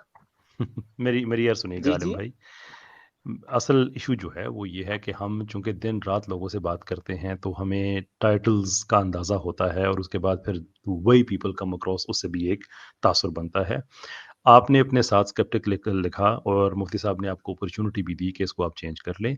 स्केप्टिक वो होता है जो कहता है कि इस चीज़ का कोई सबूत हो नहीं सकता। अगर आप मुसलमान हैं और आप कहते हैं कि भई मैं कुरान को, जैसे आपने कहा कि मैं अल्लाह ताला की कुरान इसको मैं किताब मानता हूँ, लेकिन मुझे कुछ चीज़ों की समझ नहीं आती, परफेक्टली फाइन। अल्लाह ताला ने अंबिया के हवाले, इब्राहीम अलैहिस्सलाम का हवाला दिया। लूत अलैहिस्सलाम की कौम को तबाह करने गए तो इब्राहीम अलैहिस्सलाम ने अल्लाह ताला से बहस की, तो अल्लाह ने कहा इब्राहीम जाने दो। वो इब्राहीम अलैहिस्सलाम अल्लाह ताला से कह रहे हैं कि मेरे रब तेरी बात पे यकीन है, लेकिन मैं थोड़ा-सा डेमो देखना चाहता हूँ, वो दोबारा ज़िंदा करने वाला। तो अल्लाह ताला ने बिल्कुल नहीं कहा कि नहीं, नहीं तुम कौन होते हो क्वेश्चन करने वाले, मैंने जो कह दिया। अल्लाह ताला ने वो करके the point we are making is कि अल्लाह ताला ने कुरान में ये बातें इसलिए कही हैं कि आप तदब्बुर करें, गौर-व-फ़िक्र करें। हम एल्गोरिदम्स वाले लोग नहीं हैं कि हमारे कोई मैथमेटिकल एल्गोरिदम्स हैं कि उसी के बेस पे हम चल रहे हैं। हम कंप्यूटर प्रोग्राम्स नहीं हैं, हम आर्टिफ़िशियल इंटेलिजेंस नहीं हैं। हम कॉन्शियस रखने वाली मखलूक हैं, गौर-व-फ़िक्र करने वाली मखलूक हैं, कोई प्रॉब्लम नहीं है।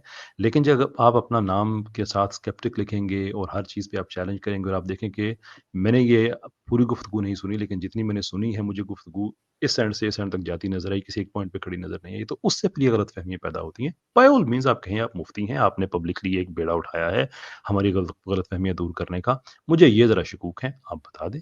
बात खत्म हो जाएगी।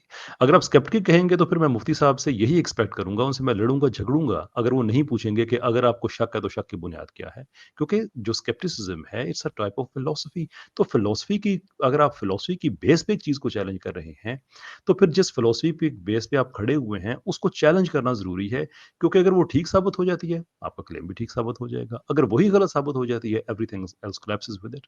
तो मेरा ख्याल है इस गलतफहमी को हम अवॉइड कर सकते हैं कि नेक्स्ट टाइम अगर आप बेहतर तरीके से नहीं, खुद को मेरे कंडक्ट स्केप्टिक करें, वर्ड बेहतर यूज तरीके करने से। में शायद आपको वो लगा होगा, लेकिन एज ए स्केप्टिक मतलब ऐसे डाउटफुल, बस उतना ही है। मैं बचपन से कुरान पढ़ता हूँ नहीं, और जो स्केप्टिक वो बड़ा नहीं होता ना जो डाउटफुल होता है। स्केप्टिक वो होता है जो इतना डाउटफुल होता है कि वो समझता है कि इस चीज़ के बारे में इन्फॉर्मेशन मुमकिन नहीं है। वो स्टैंड पॉइंट उसका क्लियर होता है कि ये इन्फॉर्मेशन पॉसिबल नहीं है, या इस डाउट का क्लियर होना पॉसिबल नहीं है। तो वो ग्राउंड करता है अपने डाउट को एक फर्म बिलीफ में कि ये क्लियर होने वाली चीज़ नहीं है। उसके अलावा सवाल है, नहीं समझ आ रही, कोई बात नहीं है। मैंने मुफ्ती साहब से कई दफ़ा राय ली है, आमिर भाई से राय ली है चीज़ों पे, वो दैट्स नॉट द इश्यू। एक दूसरे को सब हम एक हेल्प करते हैं, दैट्स नॉट अ प्रॉब्लम। तो मेरा ख्याल है कि बेहतर हम इस चीज़ को अपना तजर्बा नेक्स्ट टाइम कर सकते हैं कि एक तो आपका सवाल है, तो आप उसको बहस के मोड में ना लाएँ, सवाल के मोड में लाएँ, और स्केप्टिक खुद को ना कहें, ये बेहतर है। इट्स फार आपके ईमान के ओके लिए भी ओके बेहतर है ये। Okay okay, I will remove sceptic and I write doubtful. और मैं बिल्कुल। बड़ा हाँ, मशहूर हूँ सबका, हाँ, आपका और और पांच मुफ्ती साहब पांच का भी और पेजेस अमीर पांच भाई का। पेजेस पे कुछ लिखिएगा, हैं, कोशिश कीजिएगा। देखिए, ठीक। आप ऐसे, आप इतना, मुझे लगता है कि दुनिया में कंसर्न्स भी हैं लोगों के कुरान के ऊपर। आप ऐसे उसको बिल्कुल झाड़ है, नहीं मैं सकते, उससे मना नहीं मतलब कर रहा। कुछ अच्छा, कैसर कुछ भाई ने जो आपको कुछ कहा है ना, कैसर भाई ने जो आपको कहा है ना लिखने के हवाले से, मैंने तो आपका मसला आसान कर दिया था। मैं तो आजकल वो, क्योंकि वो झूठ वाला है, खच वाला, वो जिस तरह पिटा है, चौक चौराहे के अंदर दौड़ा जूती छोड़कर मुफ्ती साहब के साथ मुनाजरे के बाद, तो मैं तो बड़ा अफसोस में उसके बाद तो मैं तो पता है क्या कहता हूँ, मैं कहता हूँ यार कॉन्ट्रडिक्शंस पे आ जाओ यार, ना अरबी में ना आओ, क्योंकि आप लोग कह देते हो जी अरबी कौन लिखेगा, कहाँ से लाएंगे, तो चलो भाई कॉन्ट्रडिक्शंस निकाल लाओ। वो भी नहीं, आसमान के ऊपर बात की, बड़ी जबरदस्त कैसर भाई ने भी बात कर दी है, मैंने भी आपके सामने रखा। बहुत सी चीजें ऐसी हैं जिनकी हकीकत का खुलना अभी है। कुरान भी ये चीज कहता है कि बहुत सी ऐसी चीजें हैं जिनको हमने तख्लीक, कुरान में एक आयत है कि हमने तुम्हें तख्लीक किया और ऐसी चीजों को तख्लीक किया, वमा ला तालमून के अल्फाज हैं, जिनको तुम अभी जानते ही नहीं हो, जिनका तुम्हें इल्म नहीं है, कुरान में कहा गया। और जो जमीन की आप बात करें उसको भी मिसलाहुन्ना वमिनल अर्दि मिसलाहुन्ना के साथ कहा कि 7 आसमान है, 7 जमीनें हैं।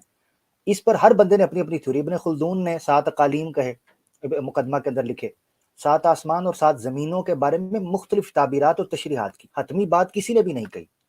तो आप जरा देखिएगा जो आप नक्शा पेश कर रहे थे वहां से आपने बहुत ज्यादा जंप्स किए हैं, बहुत ज्यादा जंप्स किए हैं। अगर आप अपनी गुफ्तगू का मैलादा भी लगाऊंगा आपकी। जी जी कैसर भाई, आपकी आवाज नहीं आ रही। नहीं कैसर भाई, पता नहीं क्यों आपकी आवाज मिस हो गई है, माइक चेक कीजिएगा। नहीं नहीं नहीं नहीं, माइक ओपन है आपका मगर आवाज नहीं आ रही। मेरे ख्याल से दोबारा ज्वाइन करें। अच्छा, हाँ, हो इतने सकता है। इतने कसर भाई अपना इशू सॉल्व करते हैं, मैं इजाजत चाहूंगा। जी जी और जी जी। वो रही, बहुत बहुत शुक्रिया आलम भाई। आप ऐसा नहीं है मुफ्ती कि साहब, मुझ तक रसाई की बात ना आपसे किया करें। मैं आपसे मैं आपसे मैं जब रिक्वेस्ट है कि लाइव स्ट्रीम करूं तो आप, मैं लिंक दे देता हूं, तो आप उसमें आइए, तशरीफ लाइए, नो प्रॉब्लम। जी जी जी, जी हेलो, मेरी आवाज़ आ रही मैं है? आऊँ। जी जी जी, अब आ रही है। जी कैसर भाई। अच्छा जी। जी, मैं जी बस आपकी बात को एंडोर्स करते हुए मैं बस इजाज़त चाहूँगा, टाइम काफ़ी हो गया है, कि जो आप कह रहे थे कि वो चीज़ें जो हैं वो सामने नहीं हैं। देखें, एक एविडेंस मैं आपके साथ छोड़ रहा हूँ आलम भाई जाने से पहले, आखिरी बात आज की, कि बहुत दफ़ा ऐसा हुआ है तारीख़ में कि लोगों ने यही सवालात किए अंटिल द पॉइंट कि उनके जवाब मिल गए। फॉर एग्ज़ाम्पल, अल्लाह ताला ने जहाँ पे फ़िरौन को गर्क करने की बात की, वहाँ पे बताया कि आज तू नहीं, तेरा जिस्म हम बचाएँगे, ठीक है? महफूज़ उसको हम करेंगे। ये कितना अरसा हुआ? ये तो अभी कुछ 100 साल के लगभग की बात है ना, उसकी बॉडी जो है वो मिली है। कुछ थोड़े वक़्त की बात है, एग्ज़ैक्ट टाइम मेरे ज़हन में थोड़ी-सी कन्फ्यूज़न है। वो जितना अरसा नहीं मिली थी, लोग हँस के पूछते थे, किधर है फ़िरौन की लाश? किधर है? हम्म अब तो हम्म उसके जिस्म से वो जो पानी का, समुंदर का जो नमकीन पानी होता है, वो नमक के जो हैं वो ट्रेसेस वो भी मिल गए हैं, जिससे पता चलता है कि ये वही है, कोई और नहीं है। जितना अरसा नहीं मिला था, लोग पूछते थे। ऐसे ही अल्लाह ताला ने कल्ब के बारे में बड़ा कहा है कि इसकी फीलिंग्स के हवाले से और चीज़ों के हवाले से, गौर व फिक्र के हवाले से लोग बड़ा हंसते थे कि यार दिल वो एक पंप है जो खून सब वो पंप करता है पूरे जिस्म में, एक डिवाइस है, उसका क्या ताल्लुक इन चीज़ों से। 1991 तक ये एतराज़ रहा है। अब 1991 में जो तहकीक हमारे सामने आई कि दिल में 40,000 न्यूरॉन्स न्यूरोसेल्स ऐसे हैं जो दिमाग से इंडिपेंडेंट काम करते हैं, जो दर्दों को प्रोसेस करते हैं, जिनका ताल्लुक इमोशन से होता है, जिनका ताल्लुक इवन चीज़ों के सेंस मेक करने से भी होता है। दिमाग को वो असिस्ट करते हैं, लेकिन दिल का इंडिपेंडेंट फंक्शन होता है वो। अब एतराज़ ख़त्म हो गया है वो। तो कहने का मतलब ये है कि कुरान कह जो रहा है कि तुम्हें चीज़ें वक़्त के साथ समझ आ जाएँगी। हमें वो एक चीज़ कोई हमने पूछनी है कि जो एब्सोल्यूटली जिस पे बहस ख़त्म हो गई हो और कुरान उस पे गलत साबित हुआ हो। If there is anything like this, we are very happy to hear that. बिल्कुल बिल्कुल। कैसर भाई ने जो बात रखी है, नाजरीन, कैसर भाई आप मेरे ख्याल से सहरी का टाइम भी हो रहा है आपके हो पास, गया बिल्कुल। और मैं आपका भी और मुफ्ती साहब का भी बहुत शुक्रगुजार हूँ कि आप लोगों ने जनाब ज़ह नसीब आप इस गरीब खाने पर आए। अल्लाह आपको जज़ाए खैर दे, बहुत बहुत शुक्रिया। और इंशाल्लाह जैसे जैसे आपके प्रोग्राम्स होते हैं इंशाल्लाह हम भी अपनी हाजिरी देंगे। सर रिक्वेस्ट है कि आप वो जो मैथमेटिकल बता रहे थे उसका बस मतलब कहाँ पे मुझे मिलेगा वो? मैं लिंक आमिर भाई से मैं आपको एक बुक रेकमेंड कर देता हूँ। एक बुक का मिरेकल ऑफ मिरेकल्स, ठीक है, मिरेकल ऑफ मिरेकल्स। आप उसके अंदर जो है ना वो मैथमेटिकल सिमेट्री जो मैथमेटिक्स है उसके हवाले से बात की हुई है उसके ऊपर, आप देखिएगा जरा, ठीक है। Okay, miracle of miracles, thank you भाई, बहुत शुक्रिया आपका। पीडीएफ में आपको मिल जाएगी। बहुत शुक्रिया कैसर भाई, जज़ाकल्लाह, अल्लाह आपको जज़ाए खैर दे। आलम भाई आपसे भी काफ़ी बात हुई, सिर्फ दुख इस चीज़ का है कि जो टॉपिक था वो हमेशा चेंज होता रहा। टॉपिक हमारा शुरू हुआ था, कॉस्मिक अवेयरनेस थी, उसकी बिगिनिंग थी, उससे ऑब्वियसली टॉपिक चलता है, चेंज होता है, मगर इतना डाइवर्स और इतना एक आप ये समझें कि एक डाइवर्सिफाई हो जाएगा टॉपिक, इस तरीके से डूब जाएंगे हम उसके अंदर, ये मुझे इल्म नहीं था। वरना ये है कि मैं जब आपको उतार चुका था, मैंने तो मुफ्ती साहब को बड़ी लेट देखा था, मुझे बड़ा दुख हुआ, वरना मैं मुफ्ती साहब को पहले देता। और अगर मुफ्ती साहब ने होते तो मैं आपको उतार चुका था और मैं मजीद आपसे बात ना करता। उसकी वजह ये है, कुछ लोग ये कहते हैं, मुझे पता है, मुझे लोगों की परवाह नहीं है। लोग कहते हैं जी ओ जी बात पे फंस गया तो ये, मुझे इसकी परवाह ही नहीं है। फंसू ये इन चक्करों में मैं आता नहीं हूँ। ये चक्कर मेरे लिए बहुत, इससे मैं बहुत ऊपर हूँ, ये फंसने फंसाने से, ठीक है। तो मेरे लिए सबसे इम्पोर्टेंट चीज है, मेरे लिए सबसे इम्पोर्टेंट चीज है मेरा वक्त और मेरे सुनने वालों का वक्त। इससे इम्पोर्टेंट मुझे कुछ भी नहीं है, क्योंकि स्ट्रीम ये रिकॉर्ड होगी, इसके बाद आने वाली नस्लें देखेंगी, वो कहेंगे यार इन्होंने क्या किया, वक्त जाया किया, यानी वो ये लोग। तो इसलिए मैं इस चीज की बड़ी एहतियात करता हूँ। मगर माशाल्लाह मुफ्ती साहब ने जिस तरीके से उसूलों पर बात की, बड़ी इंपॉर्टेंट थी। आप कोशिश करें अमीर भाई, अल्लाह का दीन हमारे लिए सबसे इम्पोर्टेंट है। अल्लाह का दीन आपके लिए इम्पोर्टेंट बिल्कुल होगा, मेरे लिए मेरा दीन और मेरा वक्त दोनों इम्पोर्टेंट है, क्योंकि मुझे उसी ने सिखाया कि वक्त भी इम्पोर्टेंट है। इतने वेले नहीं है, जिसने दीन सीखना होता है उसका तरीकाकार थोड़ा सा मुख्तलिफ होता है, ये मैं आपको बताऊं। चाहे आप इमोशनल हैं और सिंपैथी इस वक्त बात करें, मगर आप दोबारा सुनिएगा कि आप किस तरह इधर उधर जा रहे थे। तो ये बंदे को ना ऑनेस्ट होना बड़ा जरूरी है। हमारे लोग पता क्या करते हैं, हमारे लोग इमोशनल कार्ड खेलते हैं, कहते कुछ हैं करते कुछ हैं, ठीक है। तो ये बड़ा इंपॉर्टेंट है कि आप जो कह रहे हैं, जो मानते हैं, उस पर अमली आपका जो बिहेवियर है वो भी उस पर आगाही करे, उसका इशारा करे। तो ये कहना जी अल्लाह का दीन बड़ा इंपॉर्टेंट है, ये वो, ये सारे इमोशनल कार्ड है। मेरे लिए अल्लाह का दीन इंपॉर्टेंट है, मेरे लिए मेरा वक्त भी इंपॉर्टेंट है, ठीक है प्यारे भाई। मेरे बिहेवियर में एरोगेंस था क्या कुछ? आपके बिहेवियर के अंदर जो है ना वो डिसीव कर रहे थे आप बहुत सी चीजों के अंदर, बहुत सी चीजों में। और उसके मैं लाइव ही अगर आप पूछ रहे हैं तो मैं आपको बता देता हूँ। आप जंप कर रहे थे, जब मैं एक टॉपिक पे आपको कन्विंस करता था, एक चीज पे लेके आता था, आप उस पर जंप करते थे।